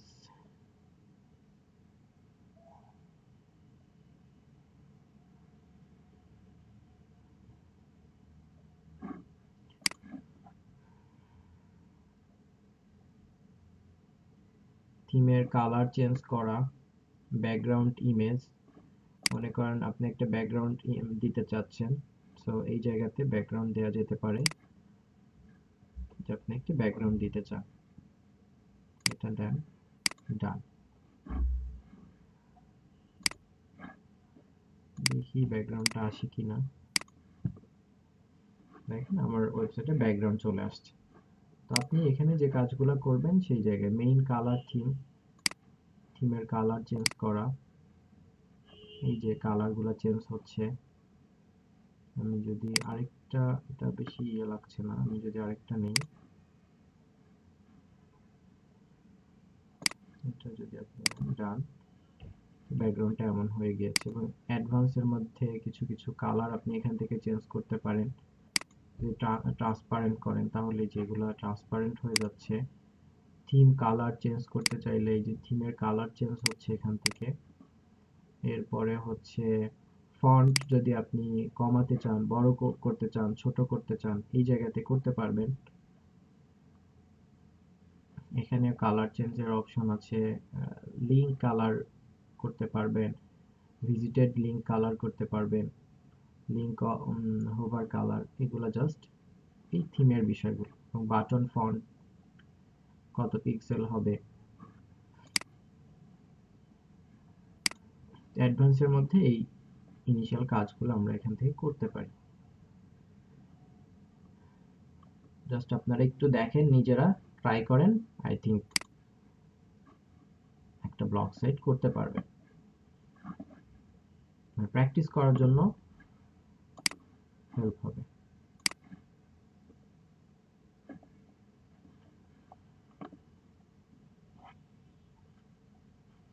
এখানে আমাদের যে বিষয়টা একটু ফোকাস রাখবেন সেটা হচ্ছে আপনারা একটা পোস্ট দিবেন সুন্দর করে, কারণ আমাদের পোস্ট দেওয়াটাই আসলে মেইন বিষয় মার্কেটার হিসেবে। একটা সাইট তৈরি করা আমাদের মেইন বিষয় না, একটা একটা পোস্ট আমরা প্রপারলি যাতে দিতে পারি কিনা, এই জায়গাটা আমরা আর্টিকেল রাইটিং দেখেছি। সো একটা সুন্দর সুন্দর কয়েকটা পোস্ট করেন, যেগুলা আপনি স্ক্রিনশট নিয়ে আপনার সেলারকে দেখাতে পারবেন।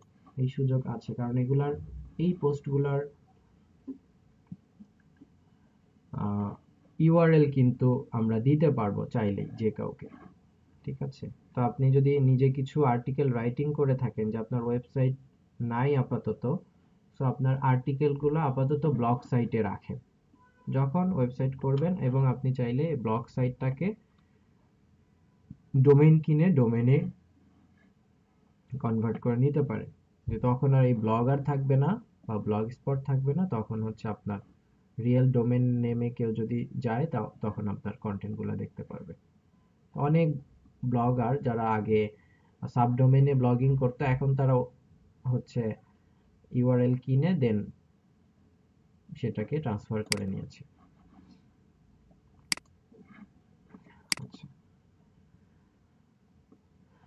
এই হচ্ছে মোটামুটি আমাদের ব্লগ ব্লগারের যে বিষয়গুলা, এগুলো আসলে লং টাইম সময় নিয়ে প্রত্যেকটা বিষয় দেখা উচিত। এটা আপনাদের উপরেই ছেড়ে দিলাম, আপনারা এটা করেন যাতে আমাদের ওয়ার্ডপ্রেসে পরবর্তীতে খুব একটা প্রবলেম না হয়। আচ্ছা, এখন বলেন আপনাদের আর্নিং এর কি অবস্থা? আর্নিং আপডেট আছে কোনো? আর্নিং এর আপডেট?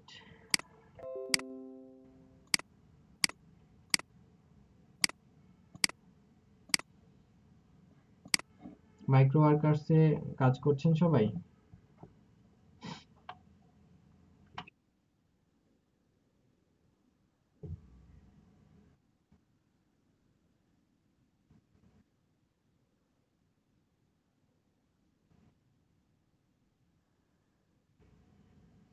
আসে, আপনাকে অনলাইনে থাকতে হবে বেশি বেশি।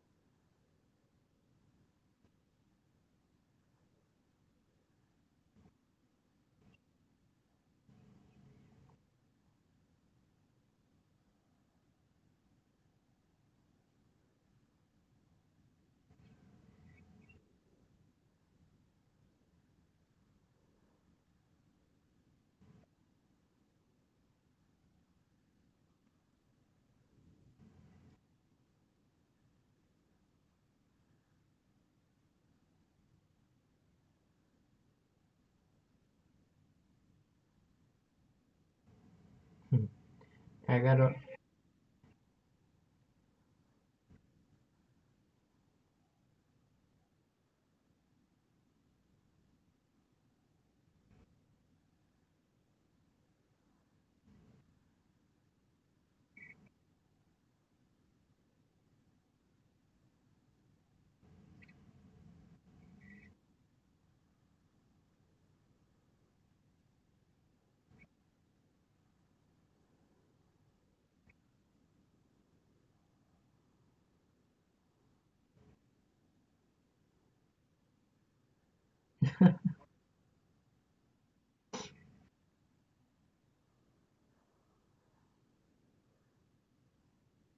অনেকে আছে যে,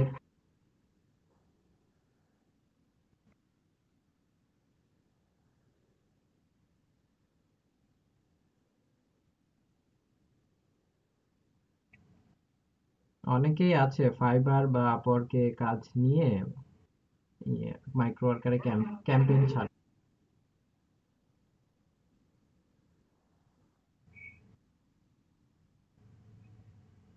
লোকালি কাজ করতে গিয়ে আমার এক্সপিরিয়েন্স খুবই খারাপ। অনেক ক্লায়েন্ট কাজ করিয়ে নিয়েছে, এখন আর খোঁজ নাই।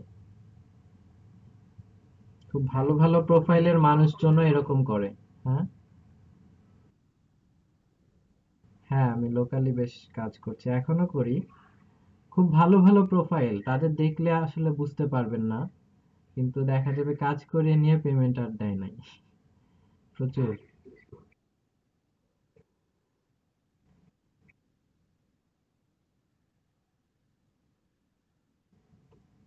আমি একজনের কাজ করেছি, তার একটা গার্মেন্টস আছে, ছোটখাটো একটা গার্মেন্টস, কিন্তু পেমেন্ট পাইনি।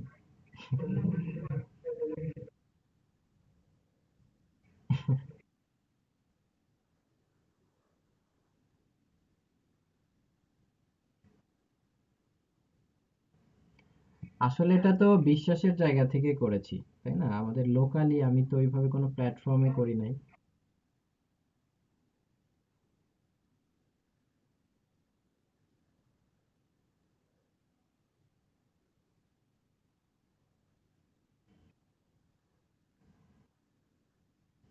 হুম।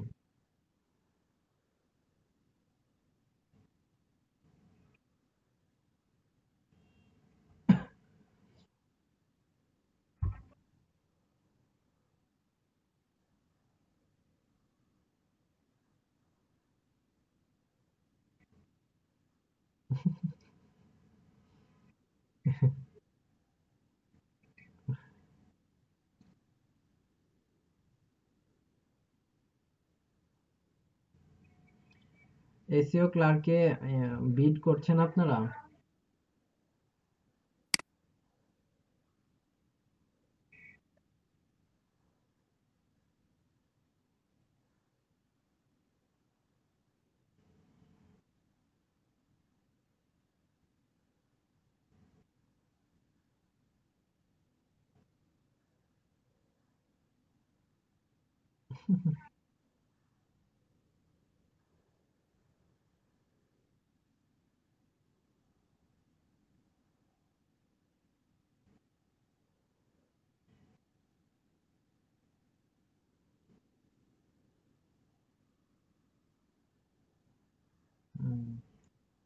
ফাইবারে যে বাঙালি সেলার গুলা পাবে, এই বায়ার গুলা পাবেন, ম্যাক্সিমামই তার ক্লায়েন্ট থেকে কাজ নিয়েছে, সে করতে পারছে না বা সময় নাই, সে করায়, কম টাকা দিয়ে করায় কাজটা হচ্ছে ক্লায়েন্টকে ইয়ে করে, ডেলিভার করে। প্রচুর আছে এরকম। জি, বলেন।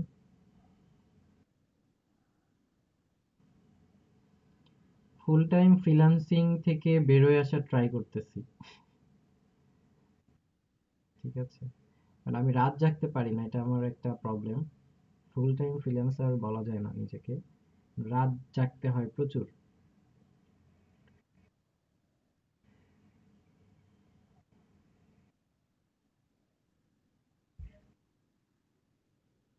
বেশি দিন না।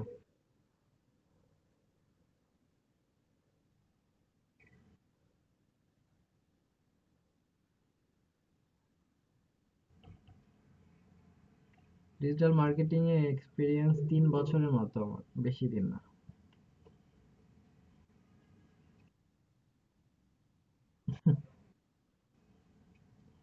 শুরুটা নিজের ইন্টারেস্ট থেকেই, আপনাদের মতোই বলা যায়। আর আহ, আসলে আমি আহ, যখন সেকেন্ড ইয়ারে পড়তাম, ওই সময় এক সময় ফাঁকা টাইম পাই 1 মাসের মতো, তো কোনো কাজই ছিল না, ক্যাম্পাসও পরীক্ষার পরে কিছুদিন বন্ধ ছিল। তো এবং ওই সময় একটা কোর্সের অফারও, মানে কোর্স করার বিআইটিএম এ কোর্স এখন আগে চলতো, এখন নাই, ওটা বন্ধ হয়ে গিয়েছে। ওইটাও গভর্নমেন্টের প্রজেক্ট ছিল। ওখানে আমি কয়েকটা ক্লাস করেছিলাম, 4 ঘন্টা করে 12টা ক্লাস করেছিলাম। ক্লাস করার পরে ইন্টারেস্ট জাগলো যে ভালোই তো, এবং যত কাজ করছিলাম মনে হচ্ছিল ভালোই লাগছে। এটাই হচ্ছে আমার শুরু। এরপরে নিজেও কিছু করার ট্রাই করেছি, সে এক্সপিরিয়েন্স আছে। প্লাস ছোট ছোট কাজ করতাম, অনেকেই মানে একটা কমিউনিটির মধ্যে ছিলাম। সো ছোট ছোট কাজ করে করে আস্তে আস্তে ট্রাই করতাম যে স্কিলটাকে ডেভেলপ করার। তো আমার প্ল্যাটফর্মে কাজ করা হয়েছে, প্ল্যাটফর্মেও কাজ করেছি, বাট আমার এক্সপিরিয়েন্সটা, লোকাল কাজের এক্সপিরিয়েন্সটা তুলনামূলক বেশি। লোকাল কাজটা আমি বেশি করেছি এবং এখানের এক্সপিরিয়েন্সটা বেশি হয়েছে। তারপরেও বলা যেতে পারে যে এখনো বলার মতো এত বড় প্রোফাইল হয় নাই, এখনো ট্রাই করছি। বলেন।